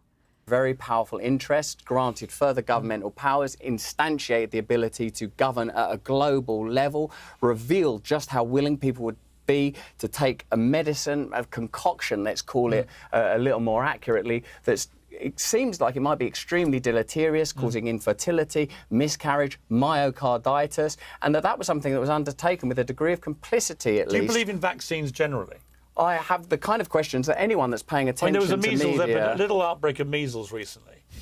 Even RFK God, great questions. Love it. Was giving evidence yesterday and said he absolutely believes in the measles vaccine. In fact, he said, I'm not anti-vax at all. In fact, he said, I support most vaccines. Well, he's lying about that. I think he is anti-vax and just needs to say certain things to not, become too controversial. But good. At least they're saying something positive. He had legitimate questions about the COVID vaccine because of the speed at which that was designed. Yes. But in your case, are you anti all vaccine? No, I don't. Or which vaccines do you accept are good? Calm down and slow down. It's a serious question. I understand it's a serious question. Of course it is, but I want you to calm down and slow down. Very calm. Because... Wow. Yeah, Russell looks like such an asshole. Calm down and slow down. What? He's asking you a pretty straightforward... You wanted to talk about vaccines. You brought it up as the reason why you're being targeted in a rape case, right? Russell is the one who came up with that concept. Typical hot button topics. What about parasites? Yeah, good question, Angela Arnold. Where does the parasites come in? The parasitic cleanses that we need to be doing instead, and the meditations that Russell does that we should be doing instead of getting vaccinated. It's the full moon. If you think you might have worms, go ahead and have a little ice cream. These are the health leaders that the country wants, that RFK and Russell Brand want collectively. Get the parasites when they're partying. Yeah, this is. I don't think he was being overtly mean or accusatory or anything. Piers Morgan's like, okay, you're against. He said himself, I do think it saved millions of lives, which I agree with. So I'm like, hey, okay. And now he's saying, so do you believe in measles? Because even RFK, the person that Russell supported for the presidency at one point and endorsed, is saying that the measles vaccine is okay. Okay, so he's saying, so your buddy, basically, says the measles vaccine is okay, and he says most vaccines are okay. Do you agree with that? It's a very fair question, especially because Russell has said his stance on vaccines and COVID is why he's being targeted. So, I don't know. Well, then, in which case, unyoke yourself from the conditioning of the world you've found yourself in. See when Chomsky, and there's a guy whose reputation's changed. Yeah, Jabber, you are definitely in the minority on that one, I will say. Said to Andrew Marr, in response to Andrew Marr's, well, I've not been conditioned by the BBC. They've not told me what questions I can ask and what my perspective should be. And Chomsky said to Andrew Marr, no, what I'm telling you is that if you didn't have the right opinions and the right perspectives, you wouldn't be sitting in that chair. Now, you and I have moved between many chairs. We've seen what goes on at the Daily Mirror. We know what happens. We know how people get information. And I know your position on the most public things. How? And I want to talk to you just as a person that survived in this world, on vaccines. No, look, vaccines. I'm not an expert on vaccines. I don't know anything about vaccines. He doesn't know anything about vaccines all of a sudden. He doesn't actually know anything. But you need to watch him because he's a true journalist and he hates mainstream media and they're all lying to you. So alternatively, you should watch Russell Brand and people like him, right, instead to get the real information. But under 1 ounce of pressure, he goes, I don't know anything about vaccines. Okay, great. Awesome. Going back for a second because that was an epic moment. And I want to talk to you just as a person that survived in this world. On vaccines. No, look, vaccines. I'm not an expert on vaccines. I don't know anything about vaccines. Are there any vaccines that you think are good? It's not something I'm interested in. I don't. You're very interested in it. You talked about it a lot. You're extremely interested in that. What the fuck are you talking about? You just brought it up in this interview. I don't care about that. Okay. Okay. No, I'm interested in truth. And where truth and vaccines intersect, I'm interested in that piece. But not willing to do any research about it or know anything about it. He's just going to take a stance that his people, right, his MAGA people take. And so he's doing exactly the same thing that he's accusing everyone else of doing. I mean, like, hold on. With all of this going on, with all of the upcoming trial, with the complexity of contemporary media, with a country in tumult, with crisis and protest and war, you care what the guy from Sarah Marshall and GQ thinks about vaccines. Well, maybe then... You brought it up. What the hell are you talking about? This is this is such a bad debate. It's not even... First of all, he's problematic for making this a debate because Piers has been pretty neutral thus far, pushing him a little bit, but not totally, aggressively against him at all. So if he says, oh, he was attacking me, he's incorrect. And now he brought up vaccines and now is backtracking so hard because he realizes that it's not just going to be a throwaway line that, isn't going to be questioned. It's insane. This is driving me nuts. This is the worst possible thing he could have done. My opinion is worth paying attention to. Well, that's my point. And particularly if you have That's my point. Either you think it is important or you don't. What I think is important is being able to tell the truth and being able to control information. Now, when you worked at The Sun and the Mirror, you'd have had certain obligations and restrictions. There's certain stories that get published and don't get published, certain celebrities that get taken down and others that don't. And now you work in this world. And what my prayer is for you, Piers, is that you recognise, and I don't mean this in an insincere way, because I think that mutually we have an opportunity to participate in something a little grander than standing on the sidelines with our faces in the trough of media money, participating in the exacerbating ignorance of people in the UK and the United States of America. The reason I think you've had all these controversies is because you are bullish and you are willing to have a conversation, you're willing to have a go, and that's a real great ability. I'm also willing to admit when I'm wrong. That's a lovely quality also. I think everyone should have that. But Russell doesn't, obviously. as we can see. He's deflecting. He says he's changing his mind halfway through a sentence. He's bringing up topics and then denying that he ever cared about them. I agree, Fairy Dust. He's crumbling. He's scrambling. He's flailing, to say the least.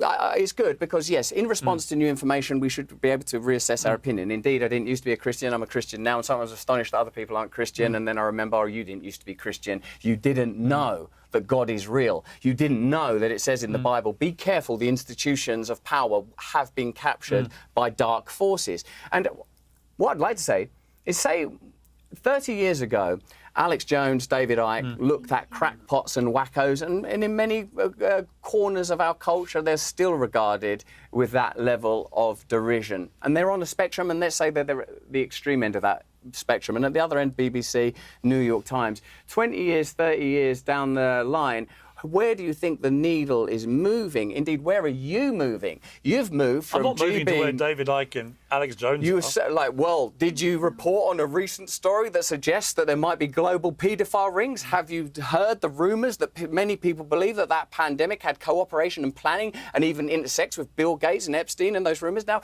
conspiracy theories are by their nature difficult to corroborate because of the ability of real power to mask itself, the necessity of real power to mask itself. And what I'm trying to follow honestly and understand what his points, and I'm losing the plot because he's lost the plot, because now he's trying to say something against Piers and something against all these other figures who are targeted just like him, and that this is not unique to him and that this is all fake. I don't know, Russell. You should get back into get a script again, because he did pretty good with script reading, and now he's trying to riff and it ain't working. Thank you so much to Marjack82. Marjack82, thank you so much. They say, it's like the Onion article, worst person in the world, Piers, is actually making good points. Hey, credit where credit is due. Piers Morgan has not, upset me thus far, which is something I was not expecting thus far into this interview, that he seems pretty level-headed. And maybe that does come with time, that you start to go, maybe I can say what I feel a little bit here and there, and people that I should be aligned with, I'm allowed to disagree with, which I appreciate. And on that note, I say this. Praise the Lord. Click the link in the description. And also? Seed oils. And also? It's a lot of self on the shelf. These are good sound bites. And thank you to Amy. Amy, thank you so much, as always. Amy says, so Betty says she'll sell Russell her Monk Life school courses for the low bundle price of $10 million to get him through this time. Well, he's going to need it. He's going to need a significant amount of money. And I did see a question also about how long he could go to prison for. I think in the UK, that typically the jail times are much less than the US. US has some of the longest jail sentence, their prison sentences of any other country, as far as not any other country, any other developed industrialized country. So I think it's probably lower. I would guess 10 years is the max. I think it would be 10 years or less for every charge, and then it would probably be let out sooner. I think they think differently about their system. I understand it that they want to get the people back out into society, more rehab, less sitting in punishment like we do here. But I don't know that for sure. I'm not sure. Amy, Betty's Monk Life courses are invaluable, and they are priceless, juicy nuggets, in my opinion. This is what I think of them. Time to go hunt that. Cha-ching. It's not $5,000. It's not $2,000. It's not $10,000. It's a lot of money. And also, I'm really good at making money. Also, the opportunity of the 21st century. That's the Betty courses.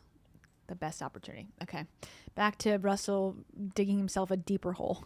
We sort of sit around in a Punch and Judy show of advocating for Trump or condemning Trump or laughing at Keir Starmer's voice or his former actions when he was at the CPS and what he didn't do about Julian Assange and what he didn't do about other famous and awful cases in our country and how he sped up the courts during those riots. While that's all taking place, we've not got our eye on what's truly happening. That power is migrating across our entire culture. People are caught up in many needless conflicts. Indeed, your show is does a brilliant job of hosting conflicting views, where it's really great orators like Dave Smith and the great stories. I think it's really important to bring people together. It's nice, mate, but it's a little bit of a circus, and we've got to find some conciliation, because I believe this. I believe that we are, and it's hard for me to talk about this because, I've got enough on my plate, man. I've got enough on my plate with my own personal life, like most people do, do in their own way. But I sense we are at a time of real crisis in the UK. I sense that crisis is not going to be resolved by any reshuffling of the existing participants in our... So he's a martyr, in case you didn't catch that. He's a martyr because he's got enough going on, but he cares about the citizens of the UK. Again, he lives in Florida, okay, the panhandle of Florida. If you cared about the UK so much, why don't you go fucking live there? Okay, how about that? Start there. But he cares so much, he's willing to... forget about himself for a minute and advocate for the UK citizens by talking about these controversial issues, which he admits he doesn't have any information about. Parliamentary dance, and a lot of people feel that way, and that's why there's despondency and despair. And what was important about the pandemic, I believe, Piers, was not the how well you can undergird the science behind the vaccines, and obviously that don't look good at all in hindsight, but the way that the media complied and supported that messaging. Of course, with it's a medical crisis and we have to protect people. Disagree. But this is my point. It's like in a medical crisis. No, one second. Because in a medical, one second. Of course, we're all looking forward to it enormously. Of course. But we should all have a little go. Let it run along. Like in a medical. Now he's got his hand on him. He's like, we are one and I am more important than you. And physically submit to me. Maybe this is exactly what the court should be playing. Look at how when he finds himself not getting what he wants, which is not having a puff piece interview where people are blowing smoke up his ass, he is physically now trying to gain control of the conversation. I wonder if this is similar to when someone says, no, I don't want to have sex with you, if he would now be physically cajoling them to do so. I'm just saying. How much of a medical crisis was it indeed? And what was the role in media? If we step back for a moment and watch what happened during that period. Many millions of people died. Who was vilified? Who was condemned? What are the excess deaths now? Who's controlling these statistics? That everywhere you look, Piers, there's such astonishing anomalies. But you accept many millions of people died from COVID, do you? I'm so uncertain about what happened at that time that I believe that I use it mostly now as a kind of lens to look at how disgusting our culture has become. So he can't even, again, Piers is asking him a direct question. So do you believe millions of people died from COVID or not? I don't know.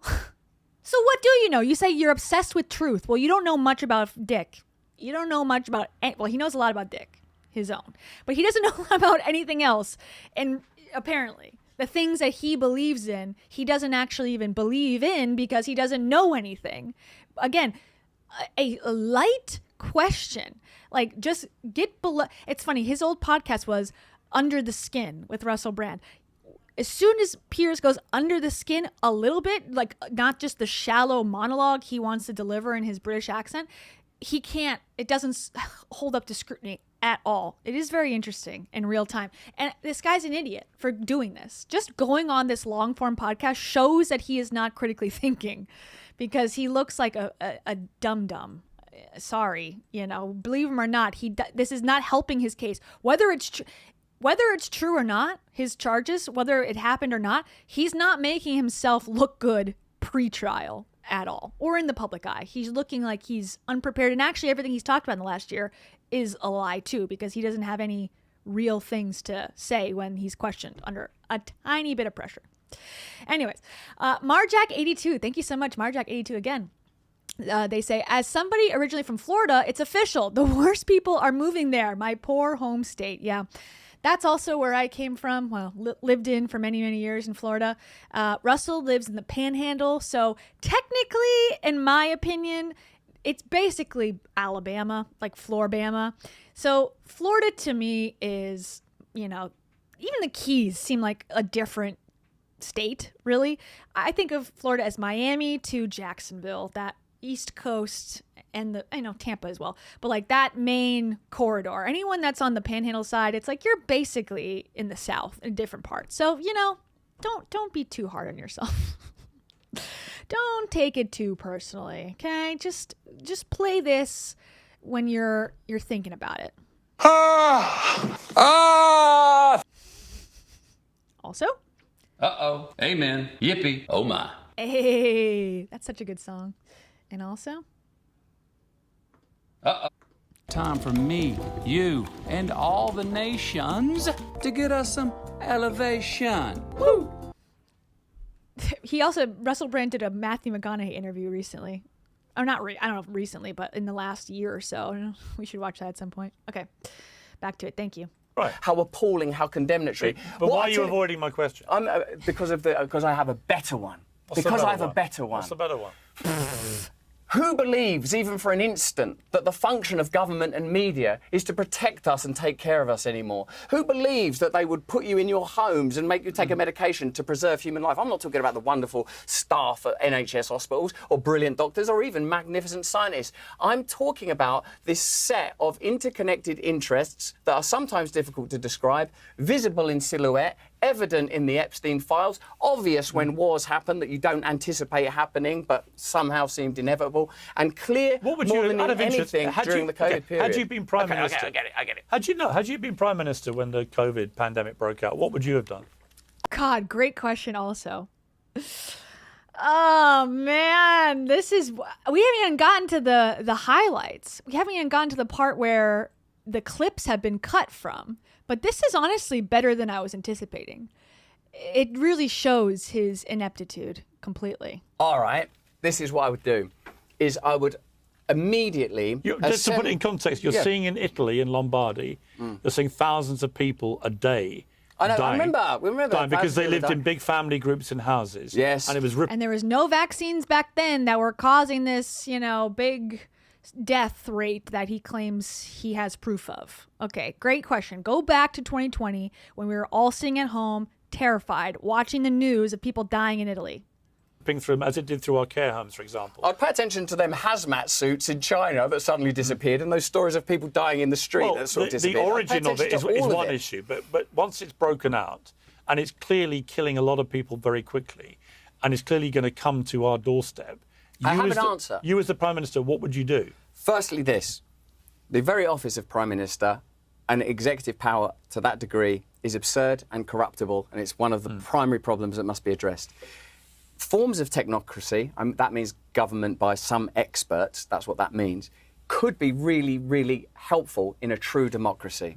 What I believe should have happened, or could have happened, because that's really what you're asking me about the pandemic period, is that we should have remained open to a variety of views, including the views that were deliberately shut down and censored from the get-go from prominent and valid experts like, e.g. Peter McCulloch, Robert Malone, Jay Bhattacharya, experts out of institutions of great respect and worth.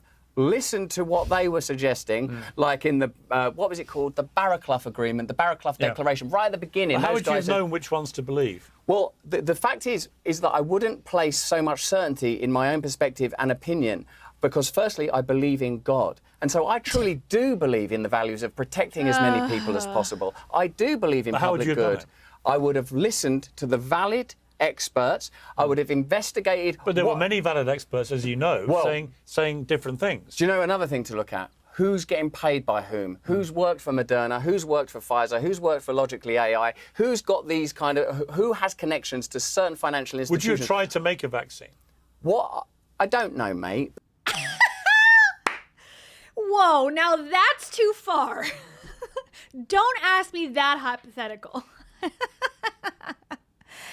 I don't know. I mean, again, these are fair questions, and I think what the core of it is that in these and I feel this way too. It's like everyone's an expert on a football game. Speaking of football, like on Monday morning, Monday morning quarterback. It's a term where it's like, a person that's never played football in their life has a lot to say about what those athletes should have been doing and could have been doing and didn't do correctly. It's so easy from, an outside vantage point after you have all the information and it's already happened to go, this is what I would have done and changed it. And it's never quite true. If you're in a position of power ever, especially when it's like if you did nothing and people were dying, that would be a problem. That would be bad. If you did the wrong thing, that would be. So there's no right answer. And that's, humans are flawed.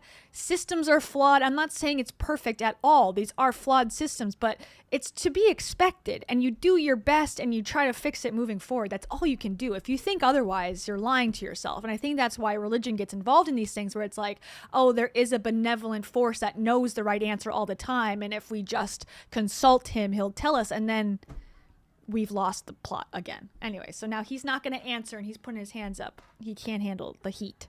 Because we're venturing right into sort of territory. Don't ask me. The killer virus that's coming is killing obviously a lot of people very quickly. You have an ability through your own scientists give you a better answer. to create something that may be an antidote to it. And who did ultimately like green light and expedite the vaccines for COVID? Trump. Okay, we all remember that, right? He was in office when this was all happening and was the one who was like Project Easter or something, Project Fast, and they got the vaccines out to people and they were praising it at the time. And now everyone forgets that. I don't understand where that happened. It'll be perfect, and there might be a lot of side effects, as there have been with every vaccine in history. Would you, as the leader of the country, have done anything to protect the people from the virus, or would you have just let it do its thing? In a sense, I have to reject this hypothesis and this condition because it brings to the forefront so many things I disagree with. But by answering the question in the way that I want to, I think, tell you a lot. I'm not saying educate you. I'd never be so bold. Very happy to be educated. But that's not like my intention, and that's not what I believe's happening. I would like you to educate me. This is what I think. Get your hand off of him. Get your hand off my Piers. My Mr. Morgan. I'm just kidding. I'm joking. But I don't want to be touched. Maximum personal sovereignty and freedom. I believe that if you empower individuals and individual communities to the maximum, that you will get, if not better results, at least fair and judicious results. That won't save them from a killer virus. Well, as it turns out, there wasn't one. Well, of course there was. Okay. I would say this is... And here we go. And here is the crux of this that Russell has brought up, because I guess this is easier to fight and debate than the real allegations that he's facing. It's just more fun for him. I don't know. So he's saying there wasn't even a COVID pandemic to begin with. Okay, so now that's new information that he just has said now. Here's what I'll do. Our best evidence suggests currently that this virus is pretty significant. And some people believe... I know 5 people personally who died from it. Yeah, well, check out the statistics around people dying from vaccines, Piers, because that's much... So what'd they die from then? What does Russell think those 5 people died from? Not COVID? I guess. Anyways. Much more important and significant, not least because... How is it more important and significant? If 1 million people died from COVID and 1 million people died from the vaccine, how is dying from the vaccine worse? Honestly, how is it worse? If 1 million people die either way, why aren't they equally as important to look at? People that died from the vaccines were doing what the government told them to do. Can you think of any vaccine in history where people haven't died from side effects? Look, Piers... Do you know... He doesn't know anything about vaccines, and how dare you ask me a question? I'm curious. I'm not saying there weren't legitimate questions. I'm curious about people having side effects. Myocarditis, other things happened, no question. But I'm also aware that in every vaccine in history, you have had side effects that have killed people. For some reason, the COVID vaccine has inspired this incredible anti-vaxxer movement. And that's why I asked you the question. The reason, in my opinion, is that it happened because people were not able to work. People were, forced into regulations that they didn't agree with, the masking. And at least in the United States, we are so unused to that sort of overarching control that it freaked people out.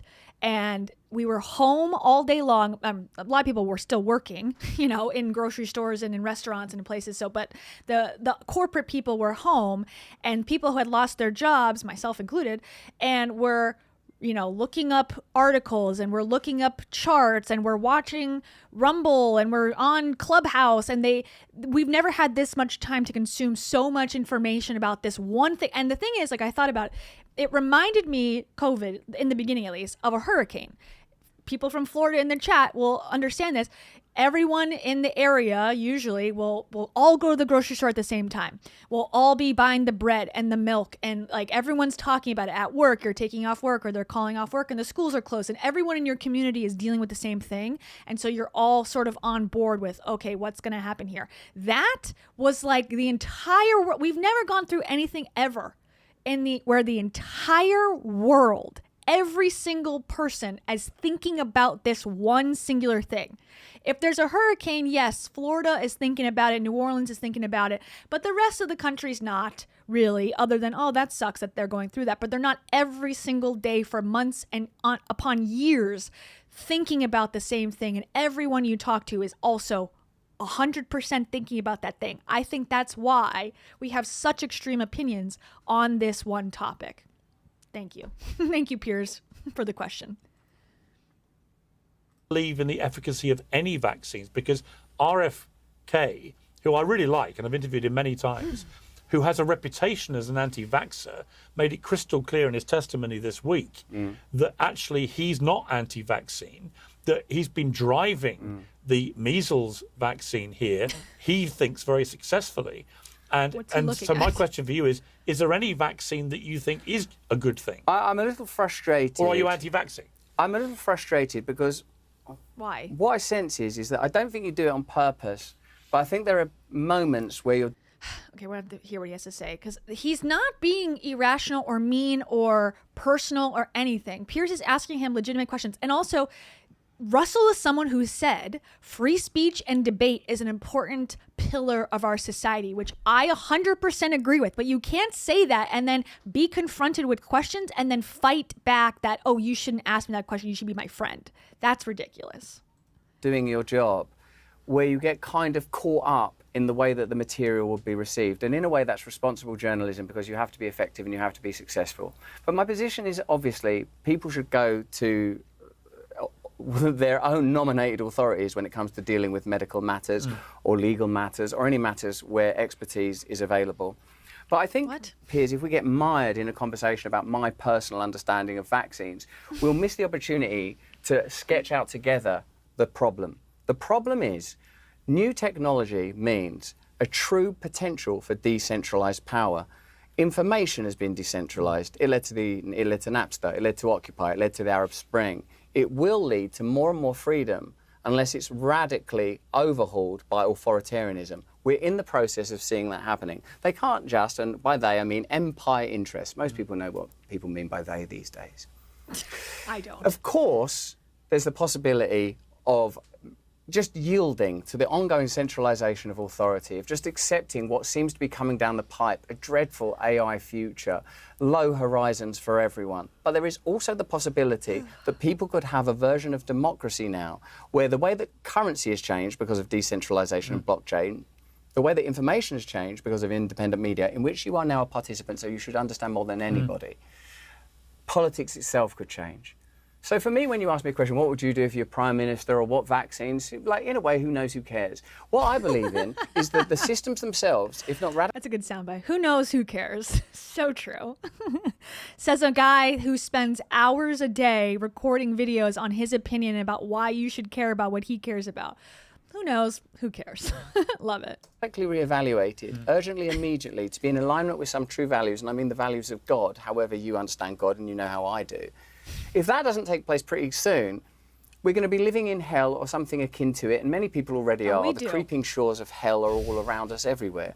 And so why would you spend this time sort of pressing me on how much I know about vaccines or this vaccine or that thing? Well, only because you've talked about it so much, and it's a simple question. You're either someone who believes in vaccines as a concept, or you don't. It's not a difficult question. You've just chosen to take 20 minutes to avoid answering it. True. So true. I've not chosen to. I've pointed out that by sort of focusing on... I haven't chosen to. I've been forced to, because I don't have any answer that is as good. It reveals a sort of modality... Who knows? Who cares? ...of not trying to detect what someone's actually attempting to say. And, also, by drinking this plastic water bottle, he's already proving that he is not such a health nut as he claims to be, because if truly he was so anti-government, anti-big pharma, this and that, he wouldn't be drinking a PFAS bottle of unhydrogenated water. So he's already off-brand. Okay, he's wearing the magical amulet, but he's not drinking the correct water. So he's fake to me. You know, and like with a vaccine or an illness, the simple answer is I would look at the risks versus benefits and get the best advice I could and make. That's what the leaders did. Yes, there was mistakes along the way, but that's essentially what they did also already. We've already lived through that, what that was like. So you have no different. What you would do, Russell, is exactly the same thing we already all did. A decision based on that, and would suggest everyone does that. And I don't think medical matters should be an enforced global legal issue. And when one is, I out think of interest, you don't have to answer this question if you think it's too personal. I know that no one has to answer any questions. I know. So, but you've got 3 young children. Are they being vaccinated at all? I feel like you're just sort of sniffing around for headlines, and I just don't think. That's an amazing question and a fair question to ask. You have propped your position up on YouTube and all the mainstream platforms that you claim you don't have any voice on, but you are there somehow, saying that vaccines are dangerous and whatever. You have 3 children. Are they vaccinated? That's a fair question. Answer the question. He won't. Because they are. They probably are.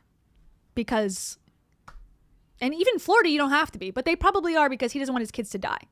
So that would be my guess. But he doesn't want to admit that because if someone finds out, then he'll be a hypocrite. It's not worth it. I'm really not. I'm really not. So what do you want to know? You took me on over vaccines, fair enough, and I've had to admit I was wrong about a key part of the vaccine program. But what's interesting? But I'm only asking you simple questions like, have you vaccinated your own kids? Do you think that in the situation I'm in with my wife and my family, that I want to generate any more unnecessary contention when I? Well, why are you on this program then? Because you are putting a target on your family's back by doing these ridiculous interviews already. I could be here with you, a man who in some way must be brilliant, and you are, and have a conversation about what's taking place in our culture with regard to power and media in the last 20 and 30 years. And by the way, you say a lot of things that I agree with, right? So why don't we... I'm not saying don't push back, because a bit of conflict is good, and it's good television, and it's what you do, or in media. I actually think it's a really interesting conversation. So do I, but like it's not... What he wants is 100% agreeance to his point of view, which is ironically what he is criticizing everyone else for doing. He's criticizing the government for it, he's criticizing the media for it, and it's exactly the same thing he is seeking in this interview, which is coercing control of his own narrative and being on the same page. To me, that's narcissistic behavior. Interesting, I think, to get mired in something where my contributions are not of sufficient value to warrant this attention, when I believe when it comes to the matter of the ideological crisis... Can I put a spanner in the works with your argument? No, I'm not interested. An ideological... You have to let me. No, Piers, we're in a serious ideological crisis. All right, but let me just put one pushback on what you just said. Go on, darling. Which is this, which is you are a very eloquent individual. Yes. Right? Used to be, I would say. You told me many years ago that you used to study dictionaries to learn long words. Oh, yes, I did do that. Okay. So you're very eloquent. Oh, he's got a new plastic cup. He's getting double PFAS. And you have a lot of good linguistic skills, and you're a very good debater and a very good arguer. Again, used to be. I don't feel that he is anymore. He's lost this debate immediately. But some viewers might watch this. Fans of yours won't. They'll think, go get him, Russell. But some people will be watching this and going, you're very, very, very good at avoiding answering questions. Yeah. You've, in your head, thought, he just wants that for clickbait. And I don't want that for clickbait. I am actually just asking you questions I've wanted to ask you I'd for a love while. to talk to that hypothetical but very real audience member right now. We're on Piers Morgan's show, right? Piers is a really talented man in lots of ways. He's been inside the system. This is a person that knows Rupert Murdoch, that's been in rooms with some of the most powerful people in the world, including Donald Trump. He won the Celebrity Apprentice. He's seen things, he knows things that are powerful and profound and probably dark and probably heavy to carry in some ways. He's been in a system that many of us think is on the precipice of implosion or terrifying and mad expansion. It seems to be doing that primarily by increasing cultural fear, increasing division and dread, and then providing us with solutions, but always at a cost. You will yield a little bit more of your personal power. You'll find yourself hating people you don't know, caring about some abstract, faraway issue. And This is coming from a guy who makes content constantly about the mayor of New York City, which Russell does not live. And he puts the mayor Zamdani in all of his like thumbnails and goes, this idiot, this loser, this whatever, to talk about his issues. What is he doing but not he's projecting exactly what his entire money-making scheme is, to sow divisions, to pander to a base, to profit from that base. So, dude, you're sniffing your own farts with this soliloquy to direct to camera. Look at your own life, your London, your town, your world, your city, your family, your dog. Isn't it all deteriorating just a little bit? Your dog. And what are we doing for you? The media, the independent media. Are we participating in serious conversations that are going to empower you to live your life, to confront real power where it matters, to focus and to sort of manage the complexity of a migration crisis, but knowing that migrations, by definition, don't have any power? Where is the real power? Who is controlling this? These are complex, nebulous matters. And I believe that with you, Piers Morgan, I could have a conversation that spans tabloid journalism into centrally owned media, your kind of refugee escape out of it and into, that Talk TV thing's not working, I'm going to run this thing myself. The programmatic ads earn you how much? I'd have this much independence. I could be hosting these debates, having people entering their spleens on these tragic genocides and awful situations. And I'm just another fellow occupant of this mad, giddy, sometimes disgusting culture that's right now in a kind of comparable position to you.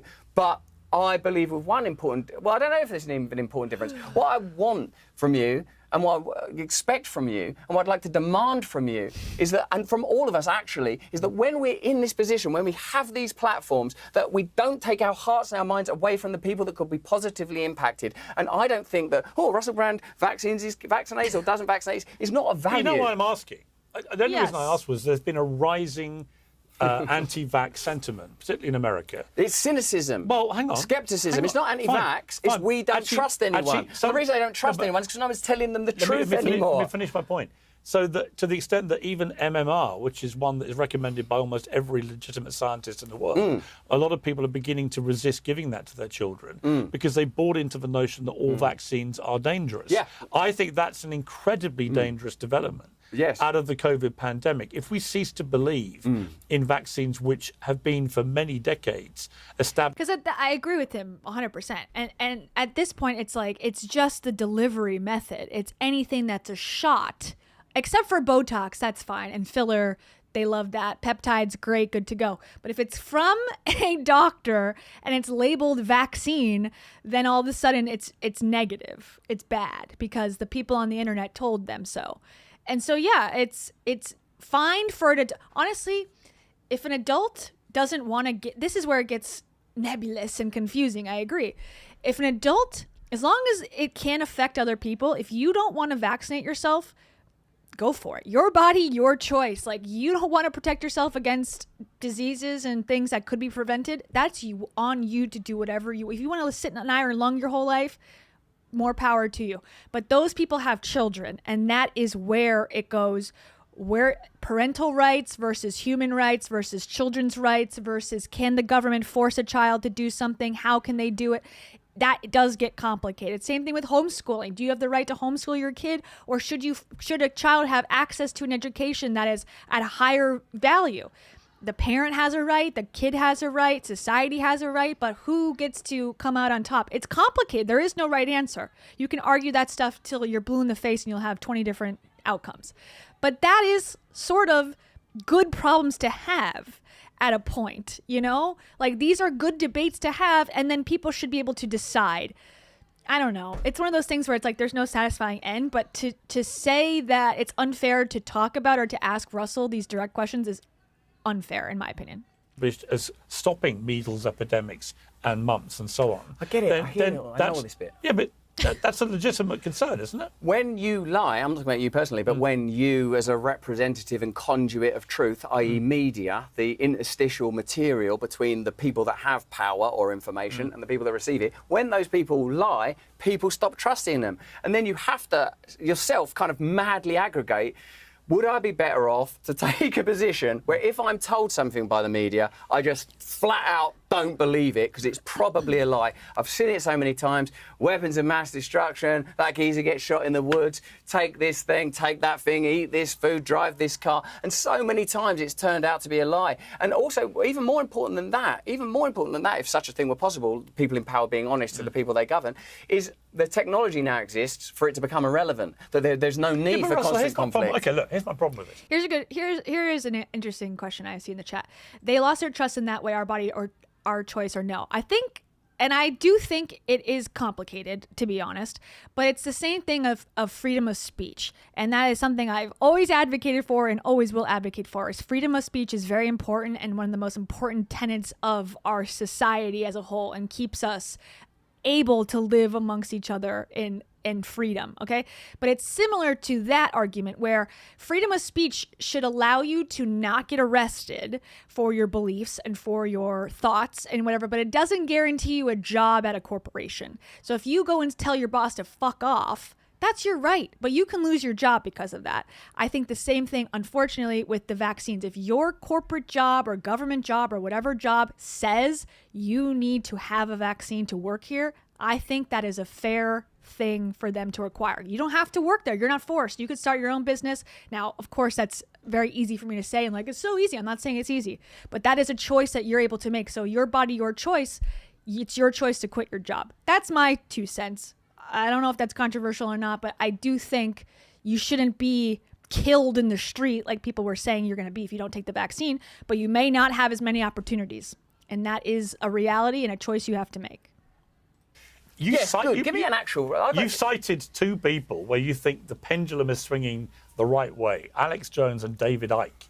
Alex Jones had $1 billion... Hang on. No, because you're already misrepresenting my view. What I think about Once again, you're doing it live. What I'm saying is, Alex Jones, I'm using them deliberately to demonstrate the idea of an extreme, and over time, the tendency of more people having access to information is we're moving closer to that. I'm not saying, even though, dear old David Icke would back this up to his death, that the Queen's actually a lizard or whatever, but he was sure right about them paedophiles. Of course it's wrong that Alex Jones said that thing about Sandy Hook. That's terrible, and those parents must have grieved all the harder for that, the terrible insensitivity. But let's not forget that he somehow knew that them Twin Towers were going down. Let's pay attention to where he's correct. And in fact, why don't we do it? He knew the Twin Towers were going down. Oh my God, there's video footage of him in 1997 saying, "Look, there's a guy, he's going to blow up the Twin Towers." Everyone's seen it, the relevant audience know. Now, where you are and where... I'm Piers. What you talking about, dude? This is complete nonsense. No, it's not. Osama bin Laden tried to blow up the World Trade Center. Yeah, but the genesis of that whole story is that whatever he said, he had no intimate knowledge of any Al-Qaeda plot to take down the Twin Towers. What had happened is that several years before, bin Laden had attacked You are right the World now, Trade Center. right in this moment, advocating for the worst impulses in humanity. No, you are. No. You're trying to make me think that Alex Jones knew that the 9/11 was going to happen. He knew it. Do I love Piers Morgan? I really think something's changing in me. And I hate it for myself, but I am impressed beyond anything I could have ever thought of watching this, impressed by his debating skills and interviewing skills. As a fact, he had been given information that meant Al-Qaeda were going to take it down. Bullshit. Are you not aware of... If he did know, why didn't he go and tell the president? Why won't you... Well, do you not recall the president's gratitude? Citing Alex Jones having prior knowledge of the Twin Towers attack. Come on, come on, Russell. It sounds ridiculous. What I'm saying to you is that many, many times, people that were marginalised and condemned and criticised and called wackos and crack jobs, as we get more and more access to information that is not filtered, even though I recognise we get a lot of untrue and unhelpful information. I'm really trying my best not to contribute to that, even by being boring. The needle of public opinion, and I think in this instance correctly, is becoming deeply sceptical and cynical about what we're told by the BBC, what we're told by the New York Times, what we're being told even by prominent influencers like you, and in some cases... Which is driven a lot by social media, I think. Indeed, of course it is. And the very interests that are able to control mainstream media then migrate to social media and attempt to control that. And what I am proposing is, instead of using this time and these resources to create endless conflict, whether that's between me and you or everyone in our beloved country... I see. I know that, yeah. So do I. I'm just playing along. I see this. It's a conversation. I like debate. Oh, he's just playing along. He's just playing along. He knows. He knows. We're both. I'm just playing along. Huh? So do I. So do even I. with people, if you say things I don't agree with, fine. All right, well then, if it's a we debate... live in a democracy. All right, let's have a debate. But if we are going to have a debate, can we do something where I would really benefit from your skill set? Let's do that. But let me just finish this point. The technology exists now for this constant babble of conflict to be resolved because people could have more control over their own communities just with the following of a few basic principles: that food should be grown as locally as possible to where it will be consumed. People in a community should have the maximum control possible over decisions that affect... Sure. Okay, how many gardens do you have, Russell? How many community gardens did you start? I mean, sure, I could say every person should have $1 billion. Every person on earth should have $1 billion. What am I doing to help that? Nothing, but, everyone should. And if you don't agree with me, you're a jerk. It's like, are you actually doing any of these things? No. Whether that's migration or... He's doing MMA and drinking methylene blue and selling it to you from a distributor. Whether or not there's a hostel in Epping.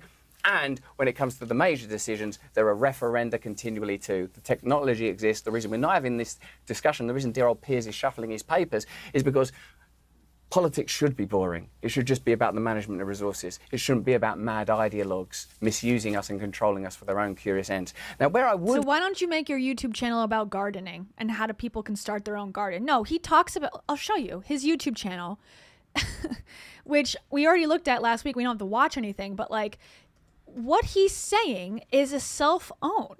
His channel is full of derision. It is full of, conflict. Okay, talking about Bill Clinton, Hillary Clinton, they're scrambling. He's fucked, exposed. Sunday service, finding peace in the noise. That's his wife. Time is running out. It's starting. There's Mandami. The title of it being "This Motherfucker." And literally, this video apparently was about taxing empty apartments that are worth millions of dollars, taxing the owners of those. So what does it have to do with anything? Anyways, it's starting. I couldn't keep quiet. Leaked. Get ready. They're getting ready for something. ... Chinese Prime Minister. It's all coming out. We're fucked. It's over. Kicked out. Wait, what? It all makes sense. They're scrambling. What he's saying is who he is. He hates himself because that's what he's saying is the problem, and yet he is one of the figures leading the charge. Benefit from your tenacity and ability to push back. Yes. Is in the event... I'm trying to find a specific thing while I'm talking to you, but go on. Well, how can you possibly pay attention while ruffling through your highlights? I can hear everything. Look at that, you're possessive about that. That's my Truth, notes. uncensored, nothing to be scared of. No, these are my interview notes. At the book. He's literally physically trying to grab the papers away from him so that it ruffles his ruffles. Promote the book. And if you're not going to promote that one, promote this one in the holy name. I'm going to talk about your book. There's hope for all of us. What is the... here we are, look. So this is... No, yes. No. No, yes. Tried my best. Do you accept you've been a bit of a chameleon when it comes to your position? From Piers Morgan? Yeah. From Israel-Palestine, Piers Morgan? From COVID, Piers Morgan? No, I've been trying to... Like you, actually, because I want to love you. And actually, I don't have to love me. Actually, I don't even find that difficult because I'm going to tell you something that's sincere. When I look in your eyes and you tell me about that hip and the tibia, I feel sadness in you. I know you're brash and I know you're strong. I'm not sad about it. I'm bored. Bored with hobbling. What do you think bored means, really? But let me ask you, when people say, all right, see, my theory about you is... He is coming off, Russell Brand, so horribly. I don't think this is going to be studied in crisis PR for the next 100 years. This is the worst your client can do in a crisis PR firm. You have an addictive personality. There's no doubt. But hold on, I'm going to stop you even there because Oh yeah, Bear Grylls told me to be slow and calm. Right, so be slow and calm. But addictive doesn't... Let me ask you then. So take vegetarianism, right? You became a vegetarian at age 14. after you were influenced by the Smiths' album Meat is Murder. Man, this is government water. Can I have some non-government water, please, out of a bottle? Because, you know, like, I don't want to sound like a conspiracy theorist, not on Piers Morgan, where everything's underlined with absolute truth. The efficacy of those vaccines. Could I get bottled water that's not directly from the... Not to be difficult, someone... if that's okay. He heard me. He heard my criticism, and he remembered, oh, shit, the optics of this are going to look bad. Oopsies, I'm drinking from plastic. Oopsies, my followers are not going to like this. And now all of a sudden he's a diva and he needs a bottle of water. Kenga water. You can buy it. Right? Yes. So what happened there? What happened there was like my... So I kind of cut it off, sorry. So he was a vegetarian since he was 14 years old. Recently, I think he now eats meat, or at least he sells beef tallow products. I have not seen him eat meat, but he sells product and says it's really good for you, it's great for you, these beef tallow products. So he at least is pretending to support meat consumption now. Veganism was really motivated by not wanting to see animals. I really don't like the idea of animals suffering. And Same. I think when everything changed in my life, with my boy and the allegations of rape and stuff. Here, gives a bottle with you, mate. I think, someone getting one? Love it. Thank you. Thank you. When my boy was ill and the allegations happened, like everything sort of changed very, very quickly. And I was confronted with something, like, because it was in the news. So it was very sort of confrontational. The significant thing is that I was brought to Christ in an involuntary instant. Coming to Christ was not... it was not a process of inner philosophical debate. It was like being sort of smashed. And my wife's always eaten meat, She's an unbelievable, stable, beautiful, incredible person. She was going to come. She wanted to say hello to you. I wish she had, in a way, because it would have anchored us. And instead, we was filming, and you got HS ticky-tocky trauma out of it, didn't you? But we're not like filming. I'm not trying to gotcha no one. I don't need anything. I've got everything I need. Anyway, so like when I come to the Lord. Like, the Lord came to me. Oh, HS Tiki Talkie. That's the guy from the Louis Theroux documentary. Okay. I was unimpressed by him. Recognition in an instant that instead of all these sort of diffuse and sometimes contradictory and difficult to hold ideas, some of which I still, as you can tell, deal with and deal in, that the Christian story that God came to earth in human form, that died somehow taking our sin upon himself and was resurrected, was true. And like I felt it not rationally or logically, I felt it in my belly. And then from that minute I was reading about it. Now, I suppose what happened after that is I didn't feel the need to have a self-selected arbitrary system of righteousness or morality like wokeism or veganism, which has a good intention, as does wokeness, I think. Compassion, kindness, these are really lovely, lovely ideas. But it just didn't anymore. And my wife was eating a lamb chop, and I remember the smell of lamb in my nan's in Dagenham. I remember the smell of it, and I ate it, and I felt like, one of my friends, who's always been a meat eater, said, it's them or you, Russell. It's them or you. You've got to start eating meat to survive out there. Okay, so then this brings me to your... What? Okay. Good answer, sir. Political evolution. In 2014, you said Fox News was a fanatical terrorist propagandist organisation. By 2023, you're popping up on Fox News quite happily. What happened there? Well, I wouldn't describe it as anything other than, what do I think about Fox News? What do I think about Fox News when I went on there with Tucker or Hannity? The point I said, say when I was on Bill Maher that time, and they were like, oh, MSNBC, like Fox is evil, but MSNBC is great. This is what it was. This is what it was. But get ready to listen. Like, if you come from... Oh, my God. This is a typical tactic from people who are losing a fight. When I tell you the information, you are going to be so shocked. So get ready, open up your ears, and get ready to listen, because this is going to be life-changing. It's like you don't remember what you're supposed to say yet, and you're trying to come up with the next line to sell whatever you're trying to sell, and it's not coming fast enough. It's going to be a lie, or it's going to be unprepared so much that it's not even like really what you believe, because you're trying to figure out the right thing to say. A normal working class background, and you sort of encounter the normal kind of tropes. Then you get involved in the entertainment industry. There's a sort of eliding into champagne socialism, like that somehow your views of equality and fairness can fit in the opulence of Hollywood. Everyone does it. They're all doing it every day. That's the norm, isn't it? Right. And as I sort of started to experience the difference between not being poor and not being poor, I started to have a slightly different perspective. And as I looked at an institution like Fox, it was easy to vilify and make content out of, because you had Bill O'Reilly, you had obviously sort of... The right answer is I changed my mind. You're allowed to change your mind, dude. You can say, look, I didn't like them when I was younger, and then the COVID vac stuff happened and it really pissed me off and I moved to the other side. Just say the truth. I don't know why you have to act like, well, no, my choices back then were actually very logical and great. And now they're also logical and great. So you don't need to do this. Deliberate and misleading reporting, so it was very easy to make jokes about it.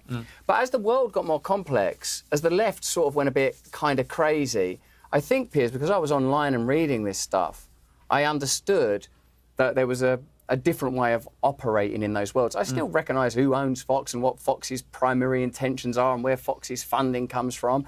But I feel like most people, that with that ultimate epitomising... But the people I'm trying to sell bullshit products to watch Fox, so I have to go on there to sell them beef tallow night cream. That's also the answer. Object of cultural controversy, Trump, it was kind of, oh, wow, this guy is going to somehow detonate. You were friends with him. You were a person that was affiliated with him. Yeah. I remember when I had some spat with him years ago and he said some rude stuff about me. Then I had the view that people from that cultural group had of Trump. Oh, I don't like this guy. And then I sort of saw his ability to kind of be searingly honest and funny and authentic. And now what I think about him is he's a person that's incapable of masking himself. So I, generally speaking, lost the comfort of categories of like left good, right bad, liberal good, libertarian bad. Climate change? Don't just shout. Is that what is this what we're reduced to? What's happened? Have you disengaged? No. Just in your book, 2014 book, Revolution, you called for a revolution in big corporations, existing political and economic systems. You collaborated with Naomi Klein saying ditch capitalism and save the planet, or ditch the planet and save capitalism. And you wanted people to take down massive corporations like Exxon to save the planet. But since 2023, you've shifted, it appears, to be more towards climate change being a lot of nonsense. What do you feel?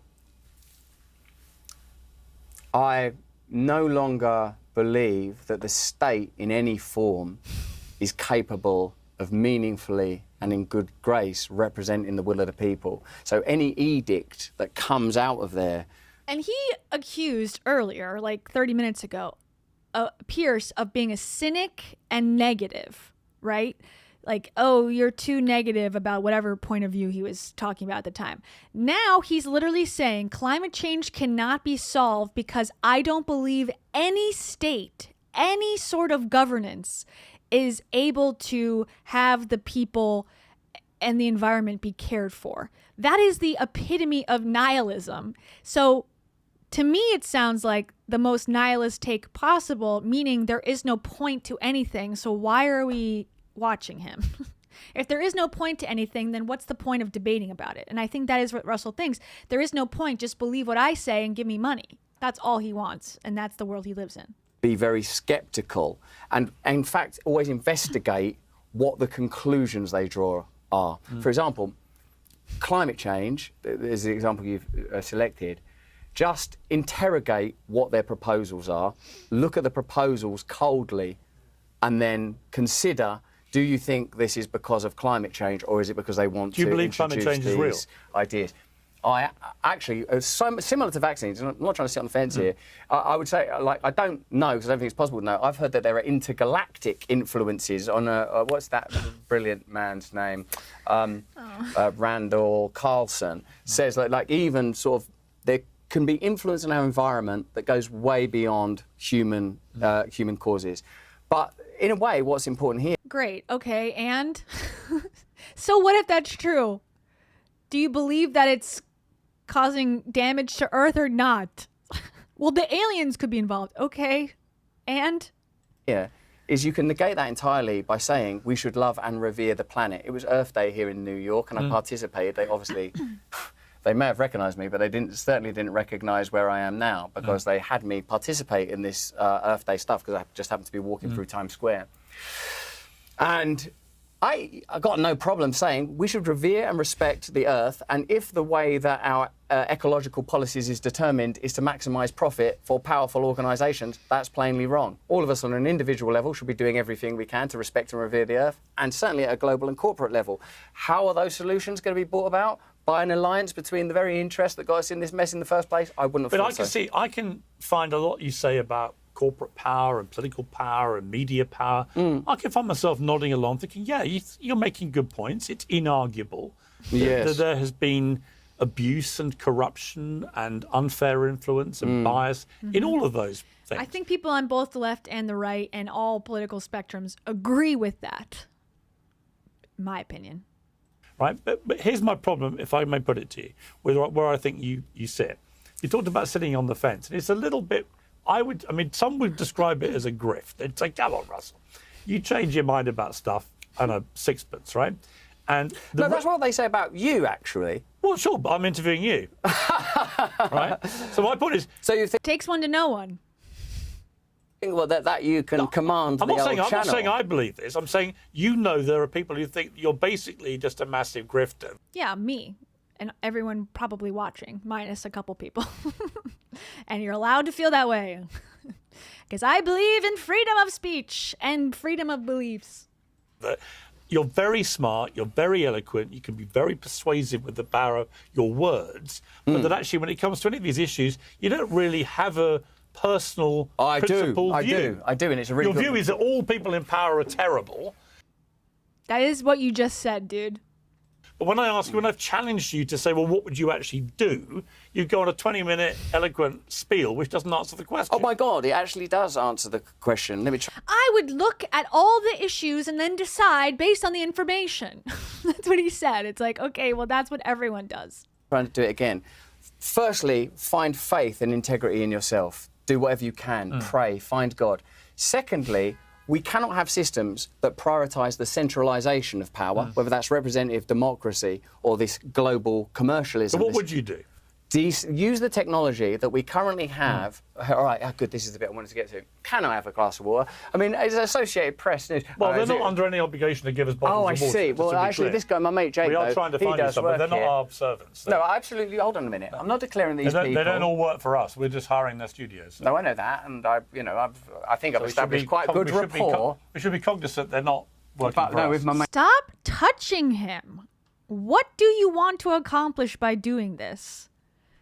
You're looking like an asshole already, and now you're touching him, and he's not reciprocating the touch. Okay, I'm going to grab a drink myself. This is the perfect opportunity for me to get a government water as well. Stand by.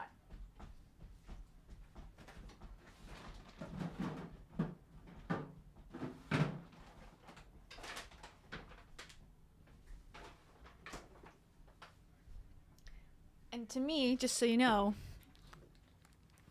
a government water in my world is a Dr. Pepper zero sugar creamy coconut. That's the kind of government I believe in. Vote for me, and everyone in the world will get Dr. Pepper creamy coconut zero sugar. Cheers. Jake, though, who's over there, who actually is working for me. Well, Jake can get you one. Who I'm directing it to. And also there was one or two other people. So it's not, just to be clear, I'm not sort of like going, "Oi, get me some water, man." Well, you I'm a Hollywood directed star. at AP that they should get you a nice bottle of water. Well, I just thought that the facility itself might have, amidst its many benefits, water. Thank you so much. That's so kind. Was the obligation crossing the floor? See, thank you very much. I really do appreciate that glass of water. Would you like some? Don't be proud. I'm good, man. I like the tap water. You like the government water? Love it, yeah, no problem. Even if it kills me. I can't keep drinking the government water, Piers. I can't keep taking the government Actually, the dollar. water is some of the cleanest in the world, but you know that. Look. He's choking on his water because he can't contain how owned he's getting in this interview. Oh, sorry. What'd you say? You're a very argumentative and obstreperous individual. Not at all. I just like to You've challenge. even argued with that. I like to challenge people. Go on. So, go on. We were talking about... Oh, yeah. This is what I wanted to say. You say that I'm a grifter, and actually, to tell you the truth, I say other people have said that it's all a grift, and they would actually include. And this is for you to. Actually, in the end, only you know. But you've got this new book, How to Become a Christian in 7 Days. People say, look, you only became a Christian 7 months after the allegations were made public, and that this is part of your thing, that you've worked out that this could give you some kind of cover. You're a born-again Christian, that this is, you've heard people say this. But what do you think? He's pouring his non-government water into a government plastic receptacle. Just want to say, he loves plastic so much. He wants plastic in his veins. People take you very sincerely and believe absolutely in your commitment to this. I know, I hear you, mate. I was with a mutual friend of yours, bumped into him, Bear Grylls, the other day. He was a great guy who was there at your baptism. We famously saw the video and so on. He absolutely believes that it's sincere and genuine. And I completely respect that. I don't know, right? In the same way that I don't know where the truth lies about the allegations you found. Okay, to be fair, Russell also said he believes and is obsessed with truth. Piers Morgan, in my opinion, in this moment, is making an argument that he does not have the information enough to know whether Russell's conversion to Christianity is truthful or a grift, and he is giving him the opportunity to explain himself. That, to me, is what truth-seeking actually is. It is going, I don't really know. The non-truth seeking is going, Russell and his audience are people who are like me and my audience. So therefore, whatever he says, I'm going to agree with it. That is not truth. I think Russell doesn't know what truth is. Amen. Or COVID, or Israel, or Palestine. And this neutrality is terrifying Sure, for but people. I can only proffer an opinion. Yeah. I'm not afraid to change my opinion. Good. Right? My question for you is, do you have genuinely principled opinions, do you think? Yeah, because I think if you don't have... Yeah, I do. And Sure. But obviously I ask myself the same question. Why go to the aggravation of going on Piers Morgan? Because I tell you... I don't know why. With everything that's... That's a question you got to ask God and yourself in the mirror, because I don't know why you would either, dude. Been shown to me, with everything I've learned, the idea of maybe selling some books is a professional obligation in some ways, but it sort of doesn't weigh that heavily on me in the scheme of things, just because everything else is so sort of varied, luminous, brilliant, beautiful, awful trial, magnificent trial, best of times, worst of times, revelation of real truth, exposure to the fallibility and facetiousness of fame. Yeah, like in a sense, Piers, like you, I don't have the kind of thick skin you have, because I sometimes think you genuinely don't care that if people think you're a grifter. I don't think that. I think you are a creature of our time. In a way, I think that's what is always brought forth. Well, I think in the end, only I know and only you know, right? Yes. Maybe not even. Maybe not even, because why would you make yourself the highest authority? You can sort of understand your intentions, but there is a thing in psychology called the unconscious. There is a thing in Christianity called the spirit. And both of these things indicate... So is he just admitting that he's a grifter, but he doesn't admit it to himself? Got it. That your personhood is not absolute authority. And in your sort of continued stance, which is somewhat legitimate as a journalist, of neutrality, what's kind of masked in that is that Christianity demands of you that you make a choice. But I'm not neutral. You kept saying, I've got, I'm proffering an opinion, but I don't care about COVID. I don't know, I could be wrong. No, I get people on from all sides to debate it. I personally have a lot of opinions, a lot of strong opinions. I'm not afraid to express them. If you ask me about, do I believe in vaccines? Absolutely is my answer. Yeah. Your answer was a long spiel of not answering. It's like, I'd be really careful about it. I'd be right careful. I'd read Gavin de Becker's book, Face. And also, second question. Bye, girly. Do your kids have vaccines? Did you vaccinate your kids? He did not answer that either, because I think the answer is yes, but that's at odds with his base. Facing the facts. That's what Forbidden Facts by Gavin de Becker. That's what I'd read on that. And I'd read The Real Anthony Fauci by Robert Kennedy, and then make a decision. And also tell me what books are good to demonstrate the alternative. Tell me this, what kind of Christian are you? I'm like a kind of Christian that has to hang by a thin thread of faith, knowing that I am broken, that you are broken. Do you have a denomination or not? What? Come on, that's just such a difficult question to answer. Come on, you give him all the easy ones. This other fake person that he interviews. You ask other people easier questions. You ask me what denomination of Christian I am, and I'm here to promote my Christianity book. That's so mean of you. You're trying to trick me. God. He's turned non-British. Come on, I'm just asking. No, I'm very... It's not an allegation. I'm just asking. I just treat everything as another allegation. I know you do. If you don't mind me saying, you're was everything okay in that interview we did in 2006? Oh, he wants to take those papers away so bad. He wants to look and see what's in there so he can be prepared for what questions. He doesn't like that he's not seeing these questions. Look at this aggressive stance. This is like a tableau of aggressive behavior on his part. Look, hand over his notes, hand on his... It's aggression that he's displaying here, which is ironically the exact thing he's claiming he would never do with romantic partners. Okay. 6. Yes, but it's, you are slightly hypersensitive to that kind of thing. I think because you don't really do many interviews, if I'm honest, you don't do... This is the first interview you've done with any Brit, for example, since the allegations. And Yeah. I'm grateful to you for doing it. But you are slightly hypersensitive to anyone challenging you. Because most of the media you do, you don't really get challenged. I don't mind being challenged, and I want to be challenged, actually, and I like being challenged. And I didn't go, what, Piers Morgan? Right. This is what he's like. Yeah. He's going to be stroking my thigh throughout the interview. I think this is a good conversation we've had. People will watch it, they'll take a view, they'll agree with you or me about this, that, whatever. I think what you're interpreting... But this should be how... I agree, again, with Piers, that this does not mean, them debating does not mean that he is lost. And that, I mean, he did, because he can't answer a question. He's losing the debate here, or the interview, because he's not being honest, and it's coming off very obvious that he's not being honest, and he's deflecting, and he's getting aggressive, and he's getting angry, and that is just evidence. It's like playing tennis.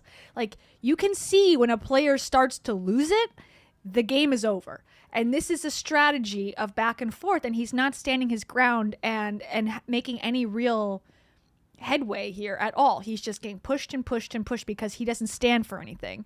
And that's what's being pointed out here. Conversations are had. I don't think it is, actually. But like what you're interpreting as sensitivity, it might be sensitivity. It's a form of intelligence or a form of awareness. So maybe that's the right word. But it's also a kind of frustration.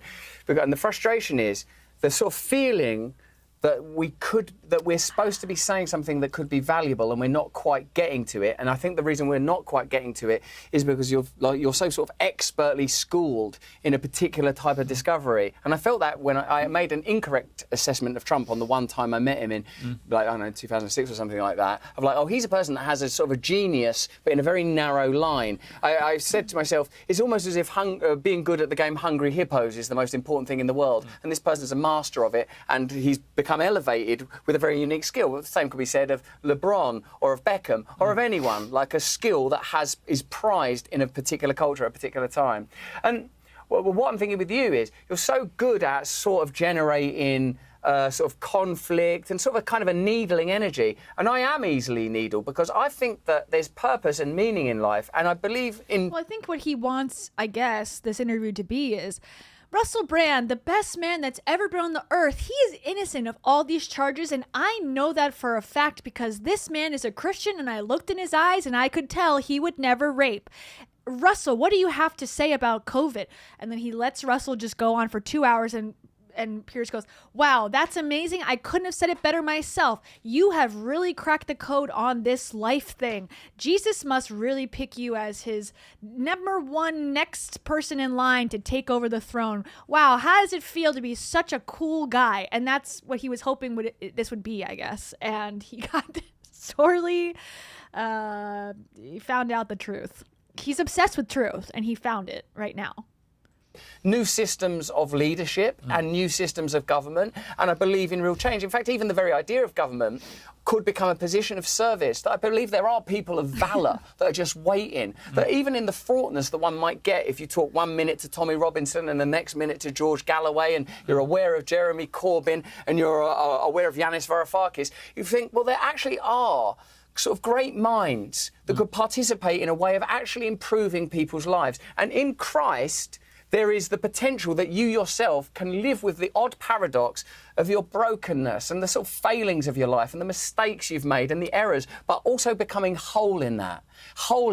For there even to be justice or innocence, these concepts and words we're bandying about, there has to be a God, or you can't have those concepts. You took probably this Bible, actually, but I think it was this one you took into court, wasn't it? Sometimes I also think you're not listening. Like, that's... Okay, here is the moment we've all been waiting for. It only took an hour and 22 minutes, okay, to get to this very moment, okay? So now we're finally going to talk about the elephant in the room, the Bible on the table, okay? Buckle up. This, I'm sure a lot of you have already seen this because this has been going viral everywhere, but this is the in context moment of, okay, we've had this heated debate, this heated discussion. Russell is up against the wall, and now the moment of truth is going to come right now. Okay, ready? Words we're bandying about, there has to be a God, or you can't have those concepts. You took probably this Bible, actually, but I think it was this one you took into court, wasn't it? Sometimes I also think you're not listening. Like, that's what, like, I I did. You're literally talking about... But what I mean by that is that this might sound a bit, I don't know, woo-woo or hippie, that the sort of the energy is a kind of like, you took this Bible into court, and I feel like I already know where that thread's going. Where's it going? It's going to go, well, you know, like holding in there, what did you think that was going to be achieved by that? And it's sort of like, it's I tell you what it is, it's cynicism. That's what it is, it's cynicism. Why are you preempting I think you're cynical. About what? I'm not preempting your question, I'm preempting your essence. I think you're cynical about human beings. I think you're cynical. He literally said anybody in power is corrupt and not good, and therefore we should just give up on doing anything about it, and there's nothing we can do. That's the most cynical take I've ever heard. And yeah, anyways, so everything he says is a projection is now my new take on him. Everything he says is a self-own. Everything he says is an admittance when he's accusing others of other things.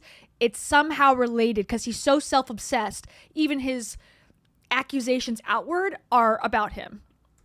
Preempting your question, I'm preempting your essence. I think you're cynical about human beings. I think you're cynical about yourself. Not at all. I think you're cynical about yourself. I'm one of the most positive people you'll ever meet. I don't think you believe that you're capable of greatness. I don't think you're... I've already achieved greatness. Oh, God, darling. I don't think you're capable of participating in meaningful change or even meaningful conversations. I think you think the best that Piers Morgan can do for himself is to host hideous spectacles of conflict about real serious, awful, dreadful stuff. Why are you... That is Russell Brand's entire channel, an entire career, is hosting spectacles of division and conflict. I just showed you his YouTube channel. That's all there is. Projection once again. Yeah. Well, I'm here actually because I don't mind trying to learn a little bit from you. Yeah. You're prepared to come on something you categorise as a hideous spectacle. No, I think it's a hideous spectacle, say, for example, the stuff where there's multi-panels and people are, like, really screeching at each other, maybe about trans issues or whatever.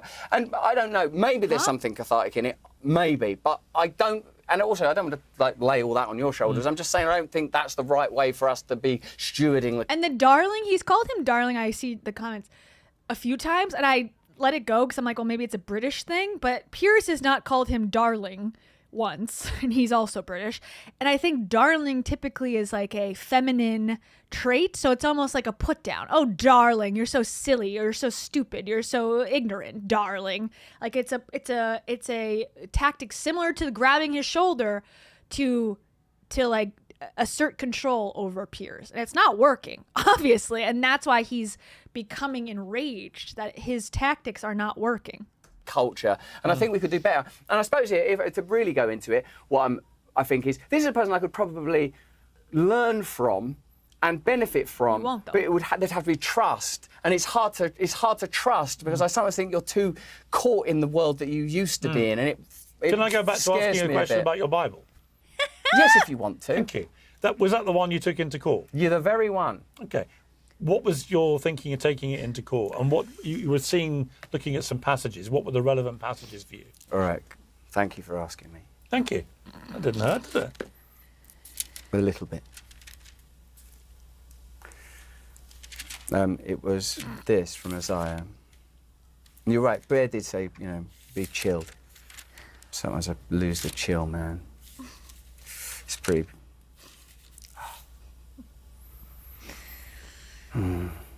What is the relevant passage that you were looking at in court? They don't like that, do they, in the old gallery? But remember, you just said it's a hired spot. This is from Isaiah.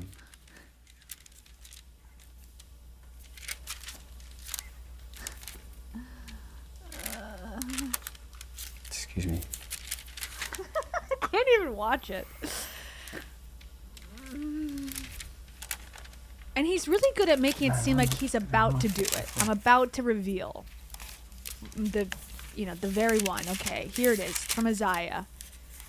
And he's got nothing. He's got literally nothing. It says here.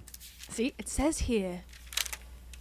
Stall. He's got these tactics to stall, to keep it going. Piers looking down camera. Oof. The verse that I was looking at that day was not this. I can't actually find the verse that I had that day. Can you recite it from memory since you're such a Christian and you believe in God so deeply? But this is good enough.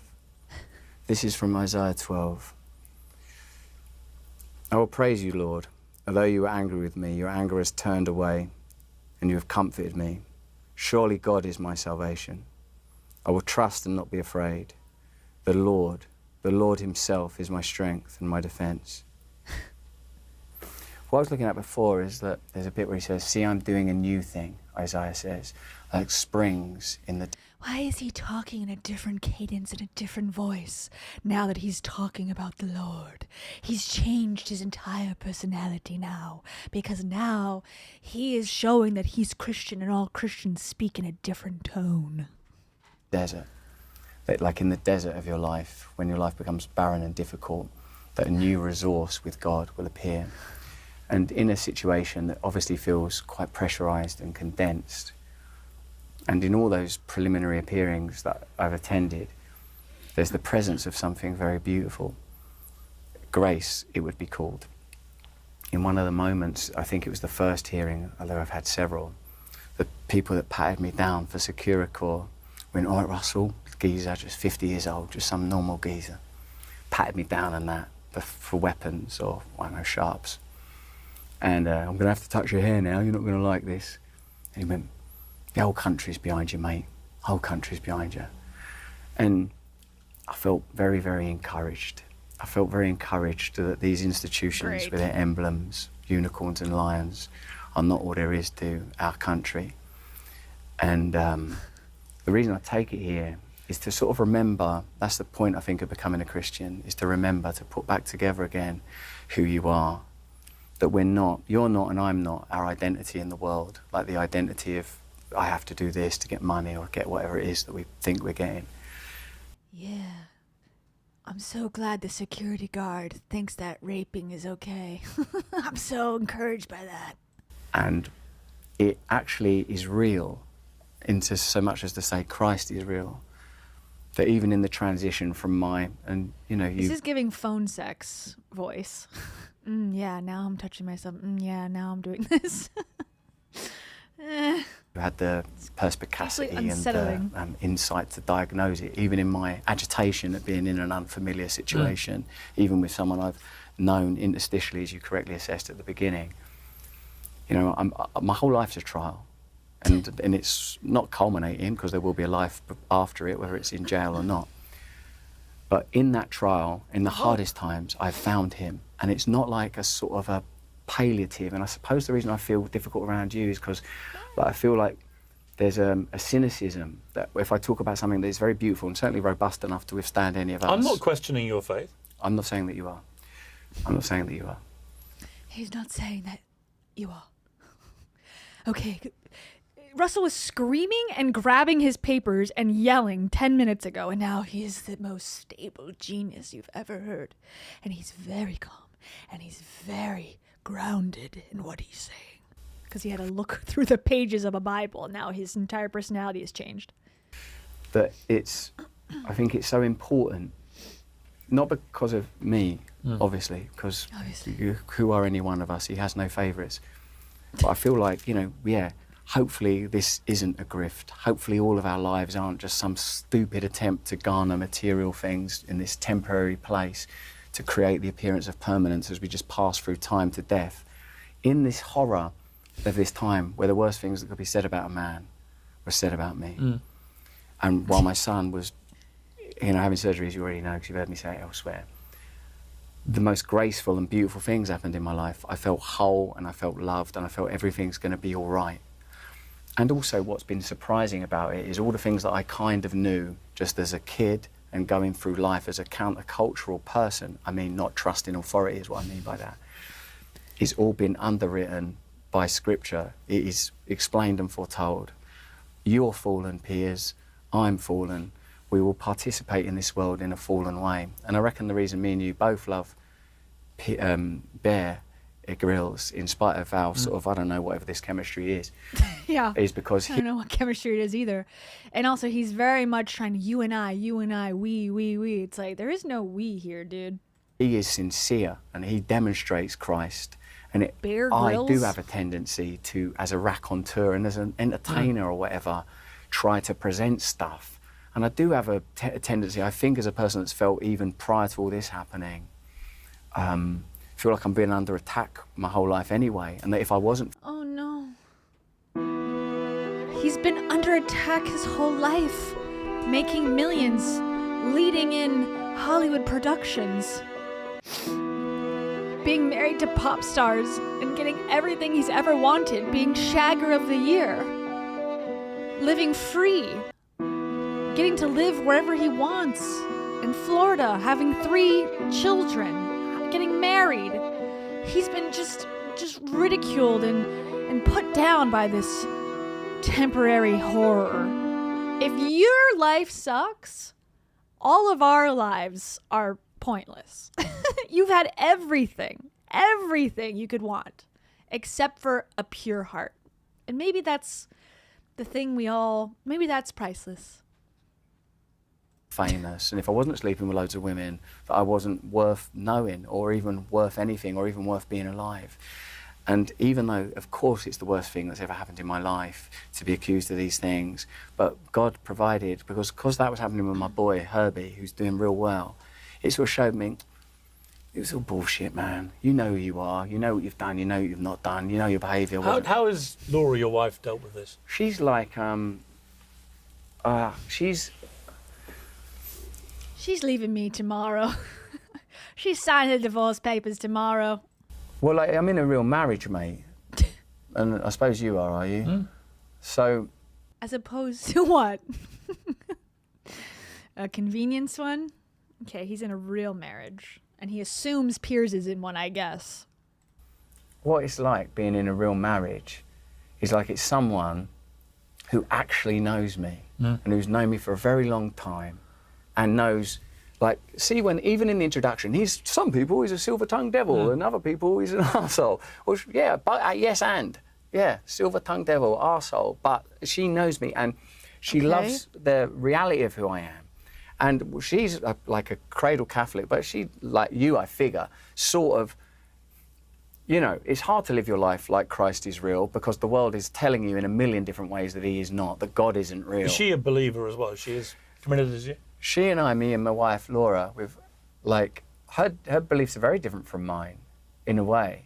Like, I suppose it would be, because it's hitting a very different prism in her. But we've certainly got a real alliance. She's locked and in neither a of us have basement. got any, like, even, I suppose why I got rankled even at the asking about the denomination is because it's so beautiful in its purity and its formlessness. But most Christians have no problem saying what denomination they are. It's not like I've got a problem with it. I've got this challenge. And I'm a Catholic. I've got no problem telling you. I know, but you're very different. You're very different. But why? You're very different because you actually maybe believe in this, and I am doing it for money and to get out of prison. Duh. Why is it so difficult to answer? It's not difficult to answer. I'm really Difficult to answer. It's not difficult. It's impossible. And I won't do it.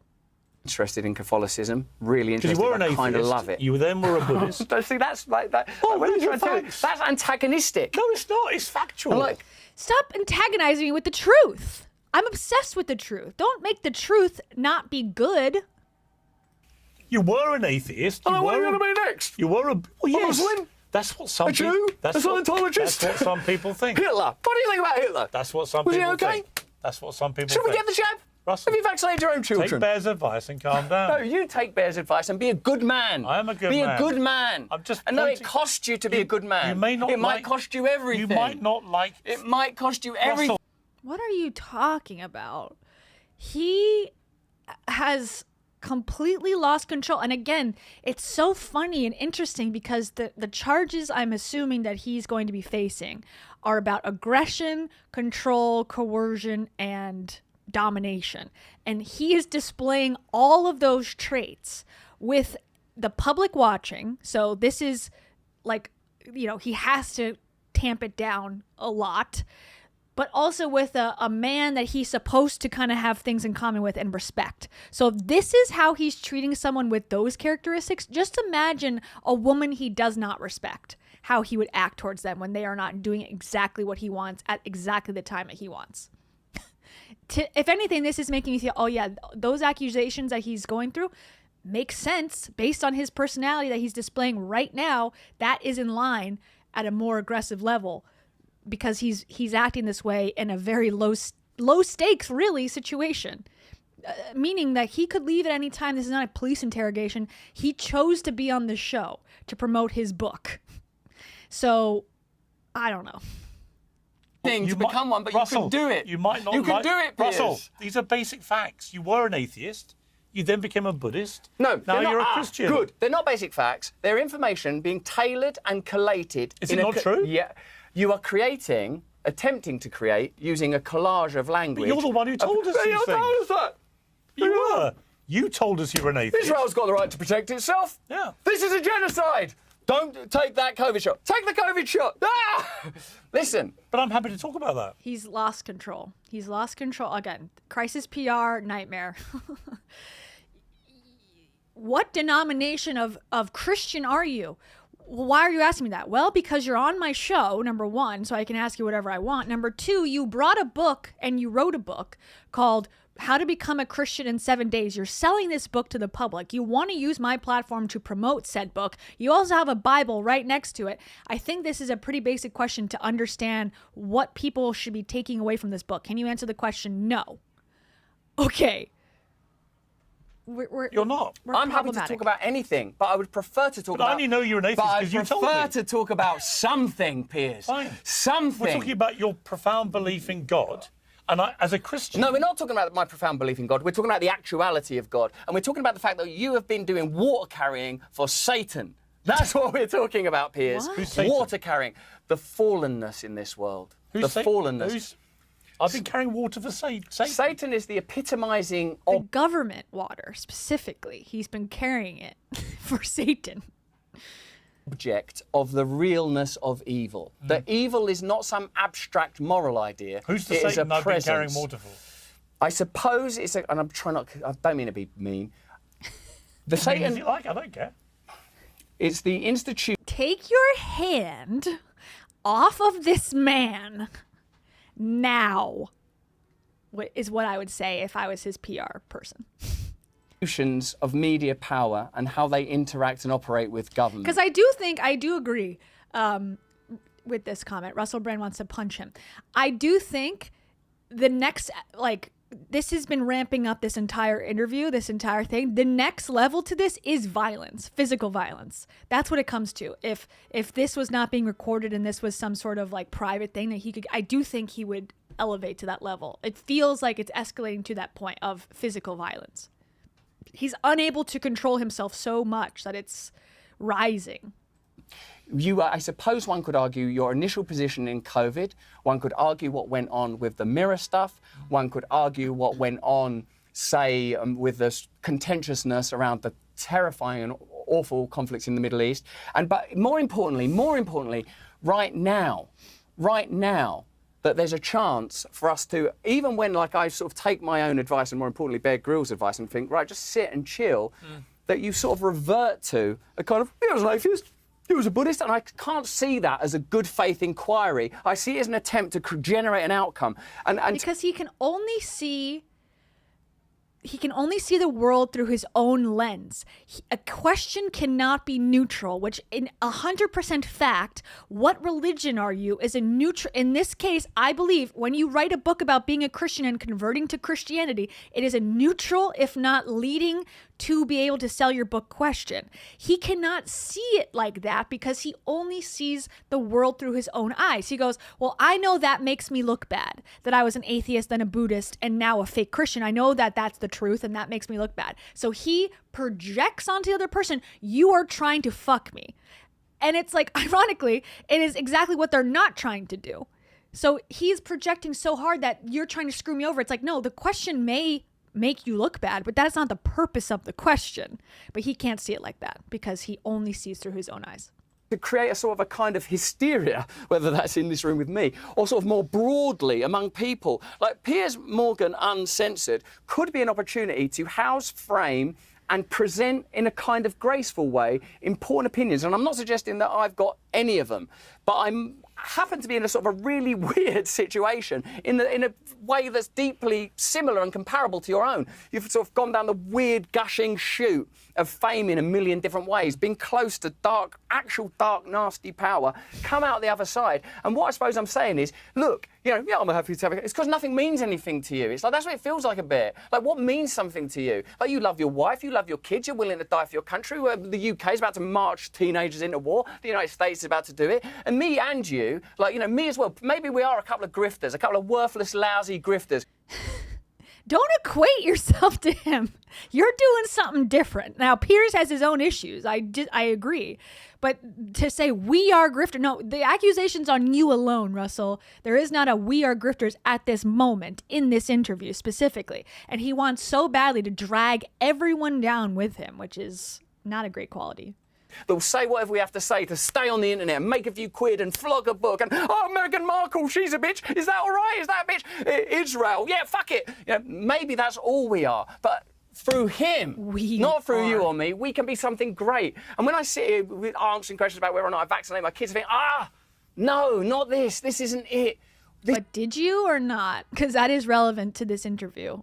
We can't solve the world's problems ever. You've already said we can't solve the world's problems because any power is corrupt. So we actually have no solutions at all. So what we're left with is, hey, what is your personal beliefs and what do you personally do? And he won't answer anything. This isn't it. And there's a hair there that's been bothering me for a long time. Thankfully, it wasn't attached. Otherwise, that would have been grooming. And what would that be in the ape world? What I want to say to you is that I want to be better. I want to be better. And for me, the cost of that... Remember 5 minutes ago when he was, yes, Isaiah, very important that we listen to the book and we talk like this. And now he's screaming again. That was a short-lived religious grounded tone. Knows what that's going to be. You've alluded to it already. I want you to do it as well. I know you can do it. I want you to be a meaningful participant. I feel that there's some reason that you're in this world, and it's not to generate conflict, and it's not to generate, it's to participate in the creation of truth. That was always your destiny, and I want you to do it. Is your book going to generate profit? Actually, I've already decided, and believe me, I don't want to do this, that no. But if it does make any money, and the chances of that are slim in this crazy world, that I will find a way. In fact, me and you, if you want. I mean, I want to give it to something that means something. I've seen it all. I've not seen it all, but I've seen enough. I've seen a lot. Tucker Carlson's company's doing it, right? TuckerCarlsonBooks.com. Tucker Carlson Books is an imprint of the company Skyhorse, which are a company that will publish stuff of cancelled people. Yeah. How to Become a Christian in 7 Days is on. Okay. Yeah, that's the only publisher that will publish canceled people is Tucker Carlson's imprint. Yeah, that's true. So TuckerCarlsonBooks.com. I don't think it's good to be all sort of passive like that. And sort of say neutrality. Yeah, it's my job to be a journalist. It's good in a way. I've never claimed to be neutral. I don't know what you're talking about. Where have you got that from? I'm probably the least neutral person on the airwaves in the world. Well, I suppose literally my whole reputation is of being highly opinionated. Where have you got this idea that I want to be neutral? I reckon when you disagreed with what I said. Duh. When you didn't take my side immediately. That, to me, means that you're a hack. Like such totally bizarre misreading. Lack of conviction. Really? That's what I feel, yeah. You don't think I have any convictions? No, that's what everyone knows that about him. He's got lack of conviction. At least now, he maybe used to have some more in the past, but now he has no conviction. And again, projecting. That's what I'm feeling. I feel that you're a beautiful person, and like, I want to be in a position where, look, man, think of the ones of this I've done. I've done Paxman, I've done that other little one with the earring. Like, I've been around all these people, mate. And like, all I want. Who's he talking about? And also, that's a very devaluing way to look at somebody. I've done the little guy with the earring. What are you talking about? Other shows he's been on? Is to feel like in the midst of some terrible madness in my own life, which definitely needs to be resolved, and I pray to God that there is a resolution of this that we can look at and go, oh my God, that's miraculous that happened. What if you get convicted and you go to prison? And it's not very nice. No, not that. I'm no, talking not, rats. not You'll that. have to choose a gang. Not They'll that. be the white supremacists. Not that. See, also mockery is something that comes up a lot when you're losing a fight. It's like the straw man argument. You go, you know you're going to lose the fight, and so what you do instead of full faith trying to debate the points, you go, you're fat. Did you know you're ugly and stupid and fat? Oh, what's your denomination? Because it's the only thing you got. It's reverting back to elementary school bullies in the schoolyard, and this is what we got to. What if you get convicted and you go to prison? And it's not very nice. No, not that. I'm no, talking not, rats. Not You'll that. have to choose a gang. Not They'll that. be the white supremacists, not that. the Muslims. Not that. What will you do? Join the white supremacists on one day and then grift for cigarettes with the Muslims on the next day. How will you deal with the fact that in that moment God has felt that's the right thing to happen to you? Then, drink the cup, man. Drink the cup. That's the deal we've got. That's the deal we've got, Piers. And how will you feel on your judgment day? How will you feel on your judgment day? He doesn't give a fuck. Russell does not give a fuck what Piers Morgan is going to feel on his judgment day. He doesn't care. He just wants the pressure off of himself for a moment. And he cannot handle any sort of self-criticism or... what's the word I'm looking for? He can't take any no accountability. He cannot handle accountability for himself. He lives in a world, and this is, again, I'm no psychologist, but I would guess that he's got some sort of narcissistic personality disorder where it's physically painful for them to have, in my opinion, whatever, to have any criticism actually land in their body. They would self-destruct or get ill or just not be able to throw up at the thought of it. So they know that that's what will happen if they actually had to look inward and go, wow, I've done a lot of fucked up stuff. So they immediately, if someone gives it to them, they push it back so fast. And that's what he's doing. Because it's outside of time. It's here now. And it's forever. Meaning that all of us have a calling to be wonderful. And it's bigger than even important, serious things where evidently people have been hurt and big trials and big consequences for, Have you been... I've been through a few ups and downs, as you pointed out. It's a bit like there's kind of a dementia. Have you ever spoken to someone with Alzheimer's and they'll just suddenly the way that they talk is kind of like, I've been through some ups and downs. Well, no, there's a reason I'm asking the question. Well, when people go through ups and downs, in my experiences, surprising people reach out to support you. And also, what's that body language? And other people that you would have expected to don't. Have you had that? The fact that he's pointing out body language is crazy. You're bringing attention. You could say, well, I don't think about body language. I'm just act. But the fact that he's analyzing Piers's body language is crazy. Oh, man, yeah. It's unbelievable. It's sort of an unbelievable kind of churn and change of your life that's sort of... Well, it's a bit like you saying, if you're convicted and you're going to jail, knowing in your heart of hearts that you're not a rapist, how will you... deal with that God wanted that for you? And it's like, wow, this is reality. I'm not scared of the truth. I love it. It's all that's real by definition. So what is it like when, you lose touch with that person steps up? It's like, oh, that was always true. Who's disappointed you the most? Give us the top fives. Top fives. So who's been most disappointing to you? No one disappoints me. Okay. I'm not doing your mad little game of reducing everything to trivia and tittle-tattle, because some things, believe it or not, Piers, are not trivia and tittle-tattle. In fact, there's an argument for the direct contrary, that none of it is trivia and tittle-tattle, that you're continually in the moment interfacing with a really beautiful reality that has a veil laying across it, and all of us are sort of tangled and interacting with the veil. Oh man, I just sort of thought Terry Wogan and David Icke 1987 vibes. I don't want to do that stuff. No comment. I don't think that I'm especially important, or that I have any unique or novel insights. I've just had a really unusual life, and I've written this book. And the key thing about this book is... Yeah, I really want to read it now. Said no one that watched this interview. Oh my God. ...is becoming Christian is a consolidation of all the mad musings of a mind that was embedded in and wedded to the culture. I thought, wouldn't it be great to be famous? Wouldn't it be great to marry a pop star? Wouldn't it be great if you could sleep with endless women whenever you wanted to, consensually, one might say, given the nature of this current appearance. But at the end of it all, even though... Good addition. Obviously, you have to find God to get any of you that are clean and sober from drugs and alcohol, and you have to get clean, you have to find God, or some kind of God, to even cope with life without your former God that was drugs and alcohol. Coming to Christ is like you're exposed to a deep reality that is beautiful and available. And so it's not like always good, because sometimes still, like this morning, I was worried about coming on Piers Morgan. I'm even a bit worried now. I'm doing this on Piers Morgan. Will they use it? It's uncensored, so I suppose by definition. Every word we've said will appear. Even the sort of the long pause on Isaiah, that'd be a good moment. Appear without... I'll clip that up. No.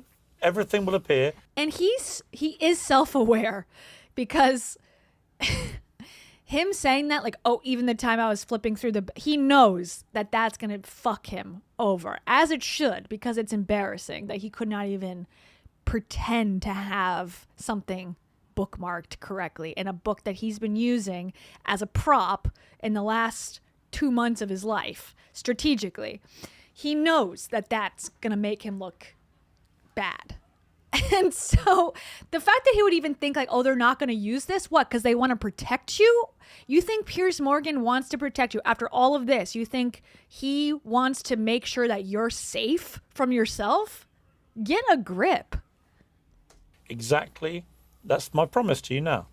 He there will not be a it. single second cut out What of do you this. think your duty is here? Not with me as a guest. Just to ask you questions. No, not with me as a guest. That's... I bet he begged him, and not even him. I bet he sent his lackey, whoever that guy, Jake or whatever is behind the camera, to beg, because this was recorded. This is pre-recorded, not live. So it's, they had an opportunity to cut this completely. I bet he begged and threatened that if you put this out, there will be consequences. And I would have guessed that they said, no, this is too good. And we're not, this is a juicy moment and it's going to do well for us. We're not cutting it. For what purpose? I would guess. Sort of largely irrelevant. I mean, you as Piers Morgan. I think I have a platform that is now pretty big, pretty global.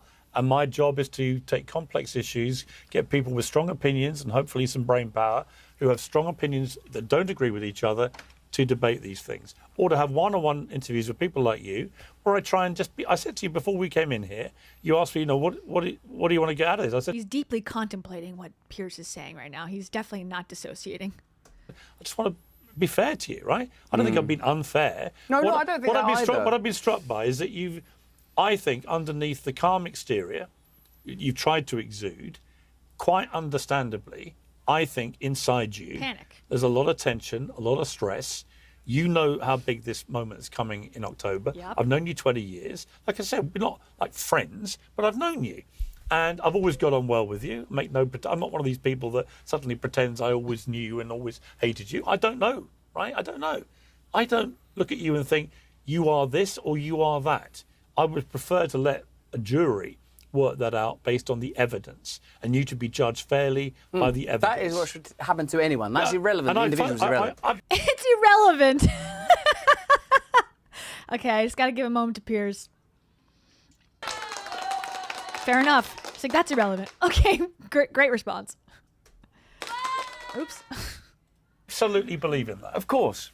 Of course, I know that you do. I don't think you're... I'm really not trying to trap you at all. I don't feel that. I don't feel that you're trying to trap me. I promise you, when people watch this, I doubt anyone thinking, God, Morgan's trying to trap him. I'm not. Yeah. I'm just asking you basic questions, which often you... You're only like an emotionally charged zealot that can't see intentions, probably a conspiracy theorist would if they already believe that Russell is being targeted unfairly, then yeah, they're going to automatically think anyone who doesn't agree with him 100% is out to get him. That's the only type of person I think that wouldn't watch this and go, oh my God, he does not come off well, personally. But, this world has shocked me before.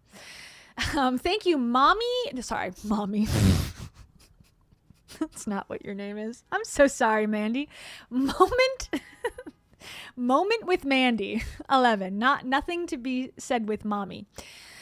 Moment with Mandy says, coming here late, have we said he is absolutely not clean and sober? I've been in recovery 12 years and he is absolutely not clean and sober. I don't know. I have no information. I would guess that he's changed quite a lot of his beliefs. He was a vegan. Now he's eating meat, allegedly. He was sober. I don't know if he identifies that as anymore. I haven't heard him say that.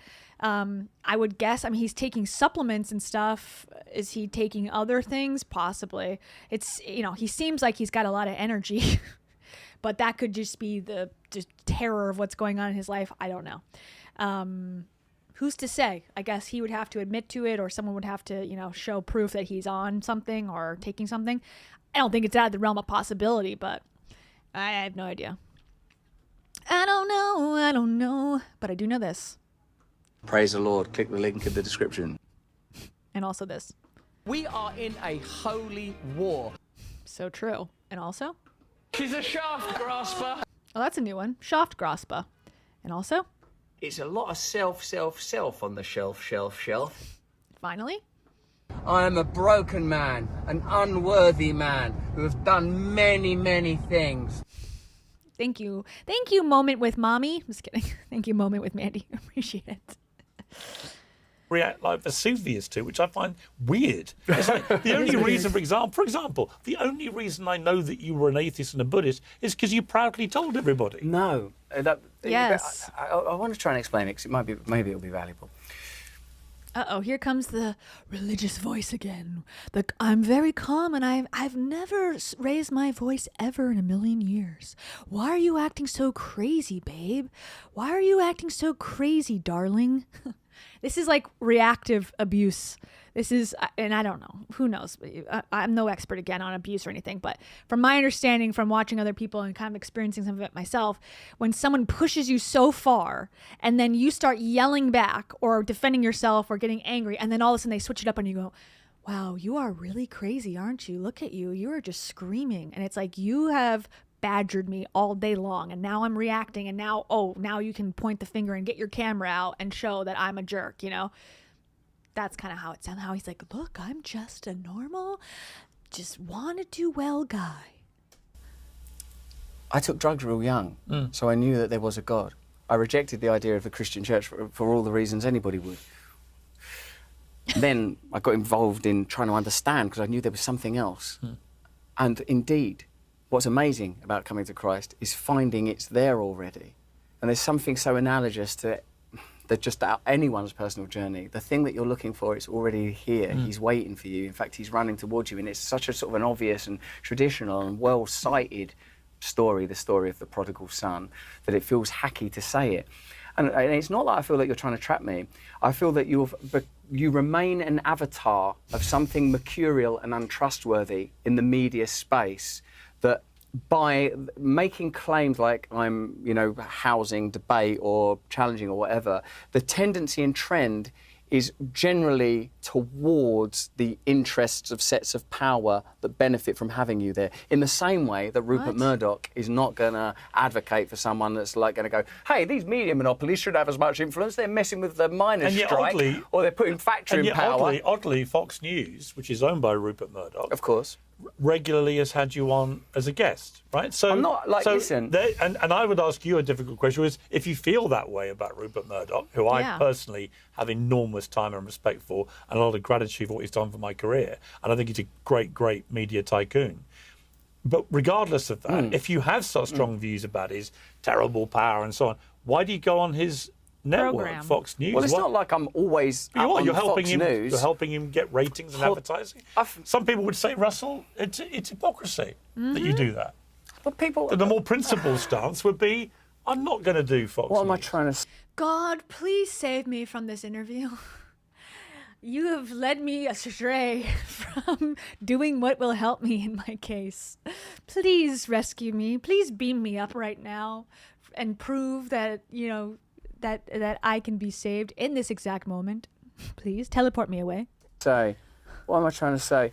It's like your MO is to be able to desecrate and denigrate kind of anything. I want to ask you, what do you think is pure?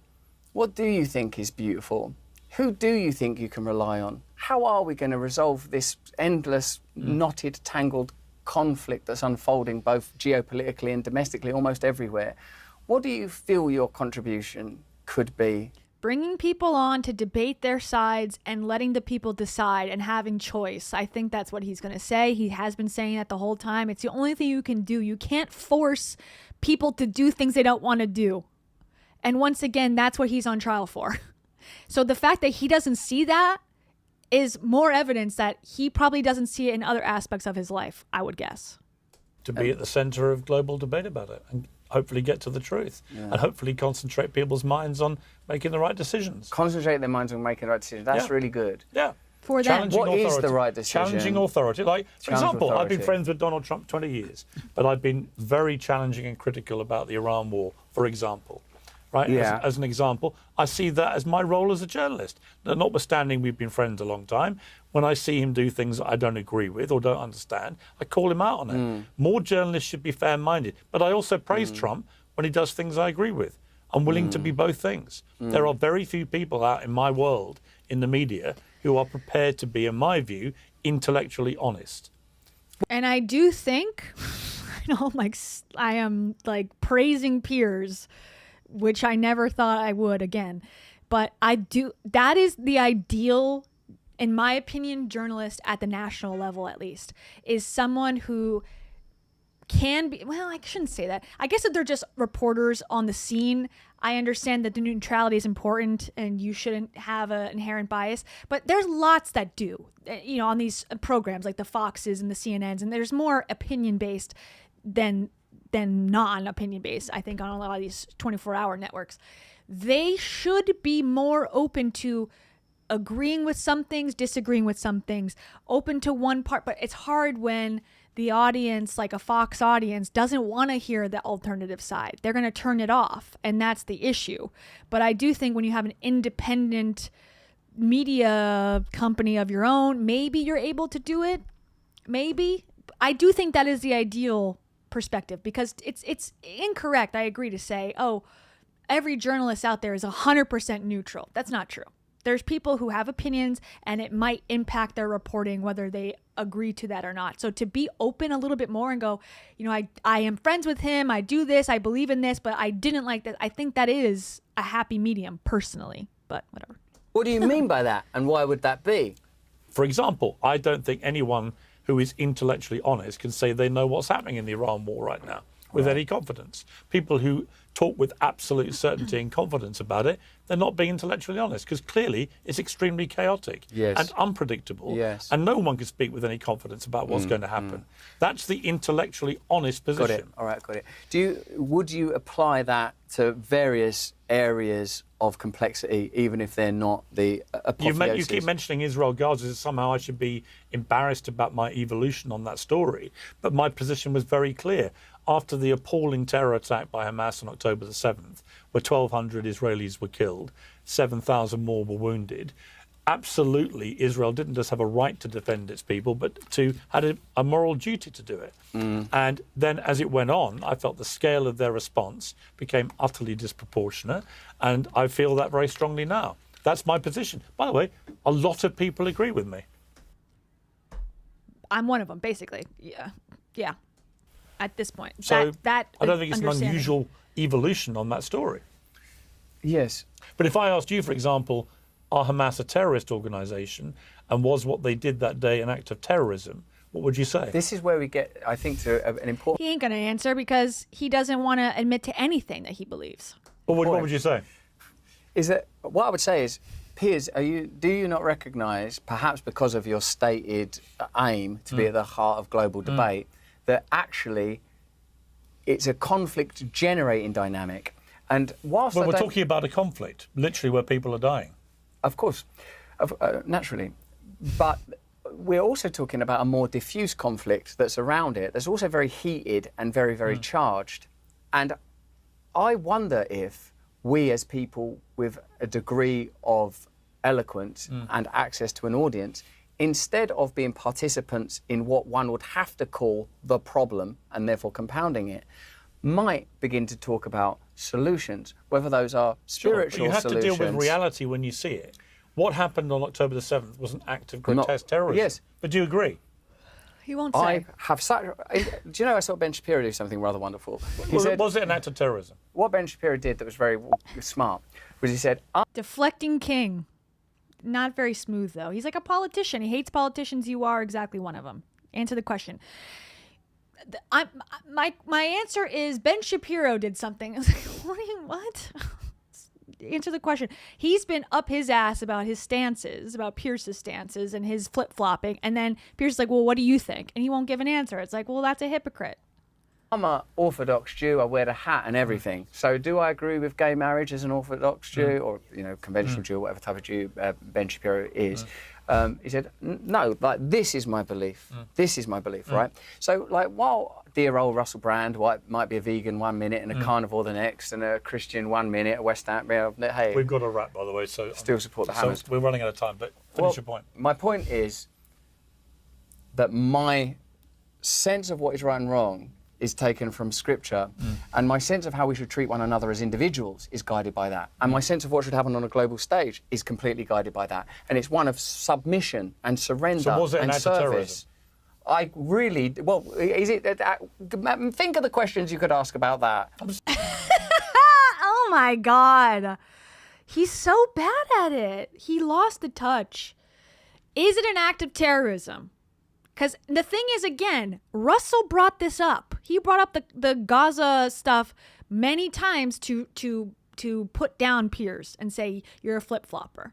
So he's the one who brought this conflict, genocide, issue, war, whatever, to this conversation. It was not Piers who brought it up, as far as I remember.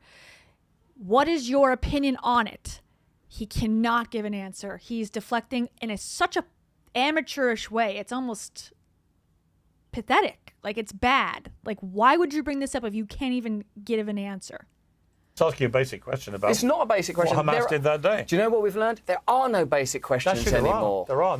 There are no basic questions. There are no basic answers. There is no solution to fix anything. Nihilist. Narcissist nihilist. That's a new brand that he should start the cult of the nihilist narcissist, and he can be just him, the leader.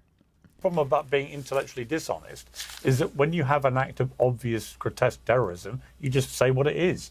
You don't think, how's that going to play to my audience, or how's that going to spin out on social media? You just say, when 1,200 people are massacred like that, then it's a grotesque act of terrorism. When babies are kidnapped, when the Holocaust victims are kidnapped, you look at how it happened, is a grotesque when it act of happened, terrorism. the potential alternative narratives, and you try to take You've answered it by not answering. No, Yeah. I have. Yeah, I Haven't agree. you? It's wrong to kill people. Okay. Thou shalt not kill. Let's end on that. That's in the Old Testament. Russell Brand, how to become a Christian in 7 days.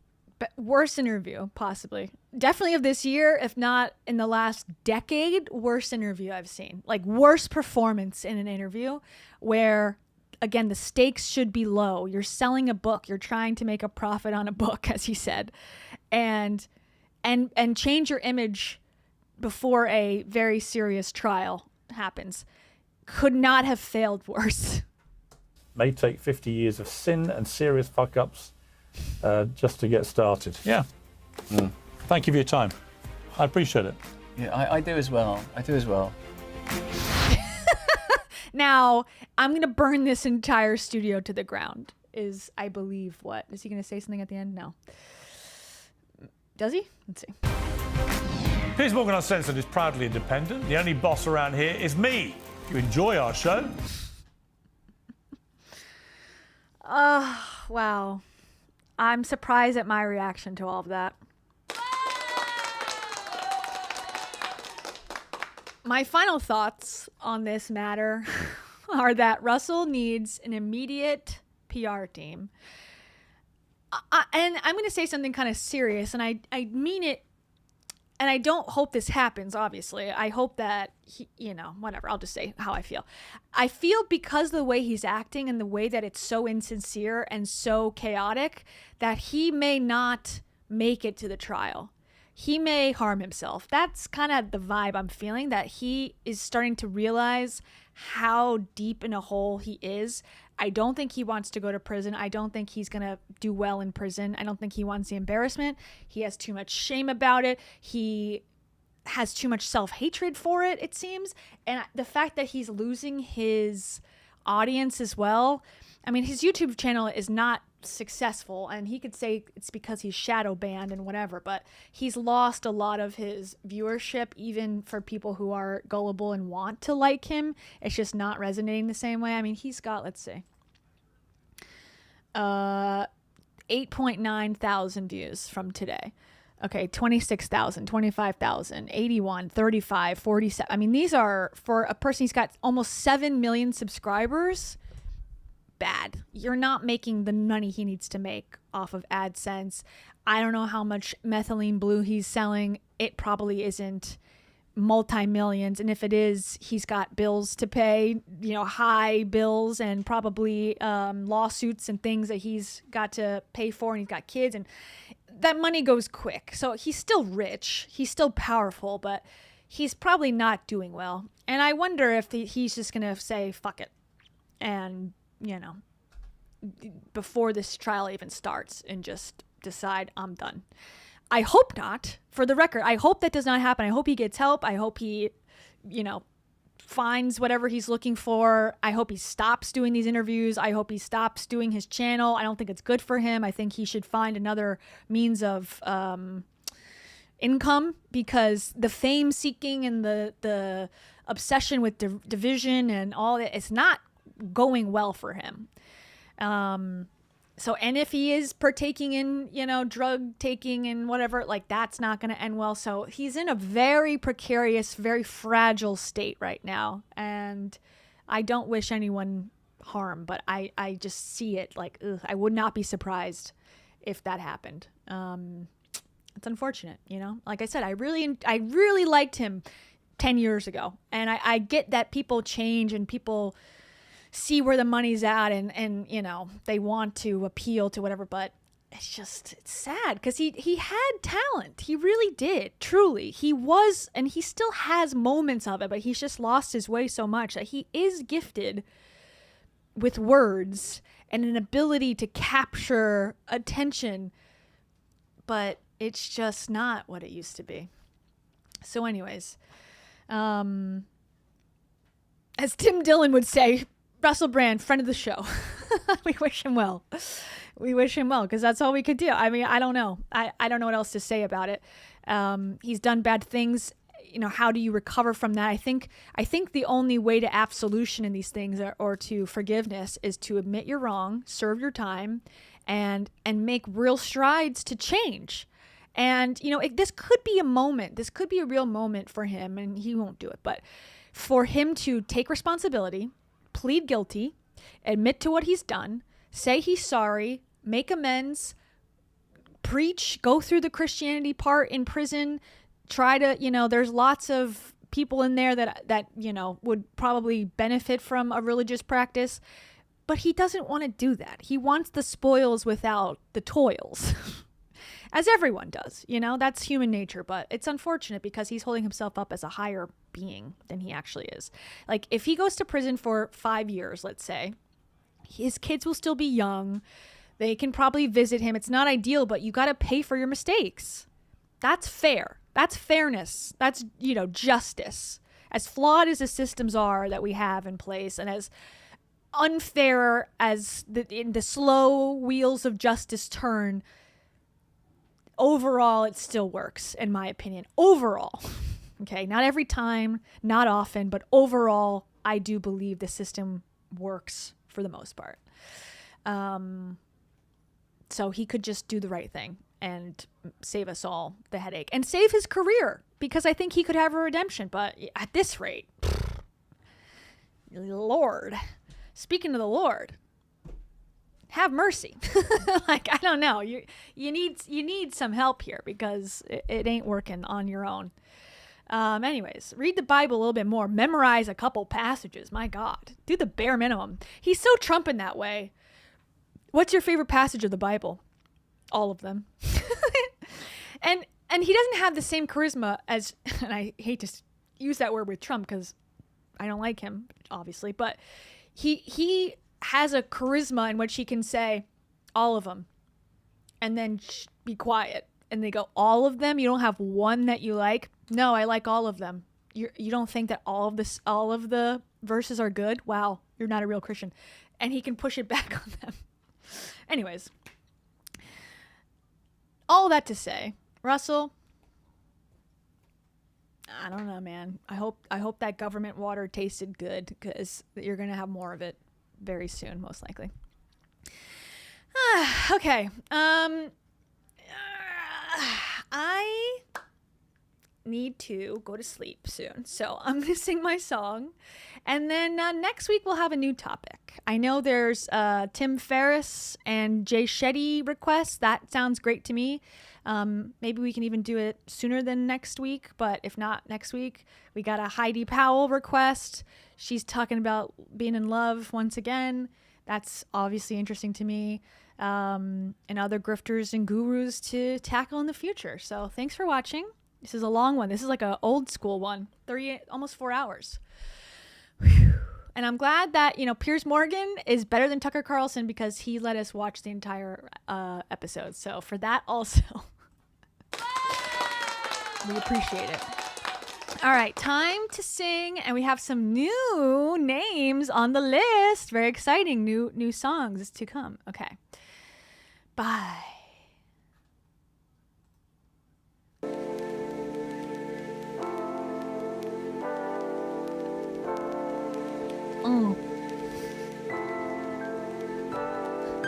Russell Brand.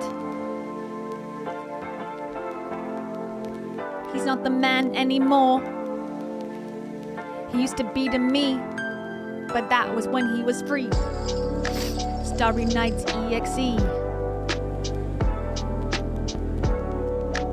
How much of this interview did you watch? I watched all of it, 2 hours long. And I think I can go on to bed now. Nicole Campbell, do you like moo cows? Moo. Or do you like the Highland kind? The kind from Ireland? That's a cool cow, man. A console. What about you? What kind of farm animal do you prefer? Oh God. Do you like a chicken or a duck? Or maybe a pig? Or maybe an alpaca? Some farms have those, Alaska Blue Tundra loves alpaca because you can make a coat out of their fur. Really, really warm. All the homies swarm to buy a jacket. It's not a racket. Lillian Massey. What farm animals do you likey? I'm thinking of the song Old Man. What's that song? Old Man Farmer had a farm.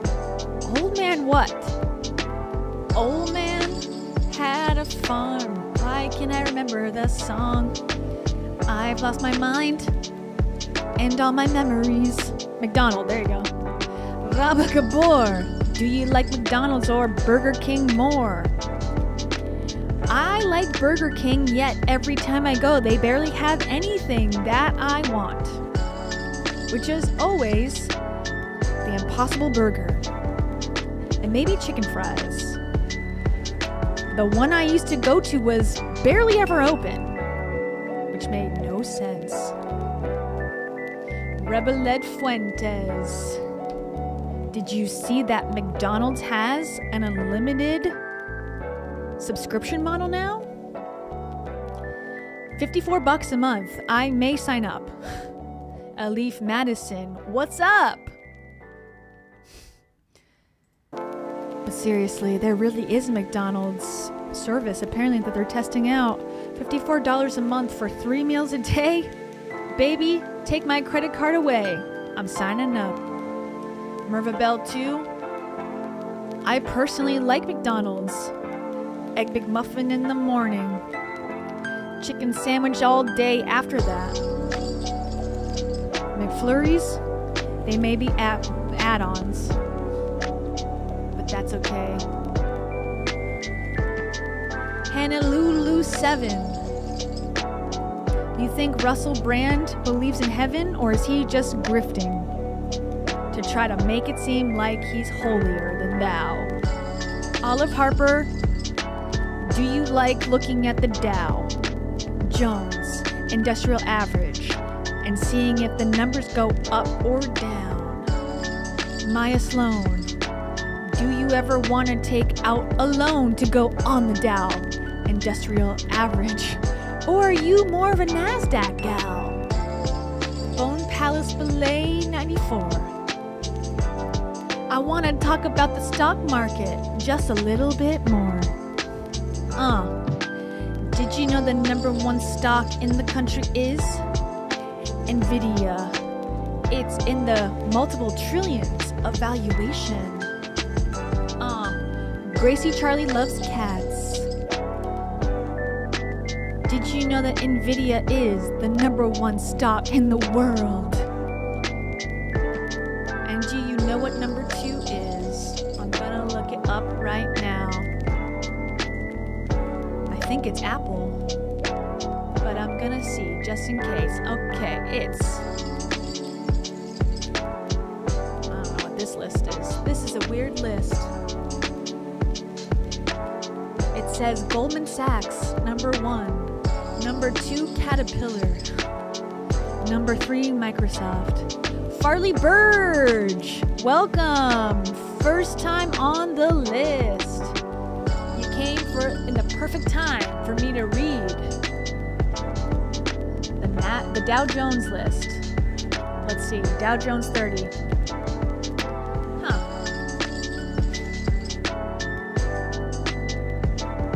It says Goldman Sachs #1, Home Depot #2, International Business Machine Corps #3, Johnson & Johnson #4, JP Morgan Chase & Co, McDonald's Corp. You were just talking about McDonald's. Gulick. That's sick. What a sick name. And also welcome. This is your first time too. And Terry-Anna 11. Welcome, welcome, welcome. You're getting into heaven, which is a part of Kia's world. The world is just the beginning. There is an afterlife in Kia's world, and we're all going to it. It's called Gold Straight Up. We're going to the kingdom of gold straight up. Also, they serve juicy nuggets there from McDonald's. Priceless, juicy nuggets. This is gold straight up. Good night, everybody. See you soon. Bye.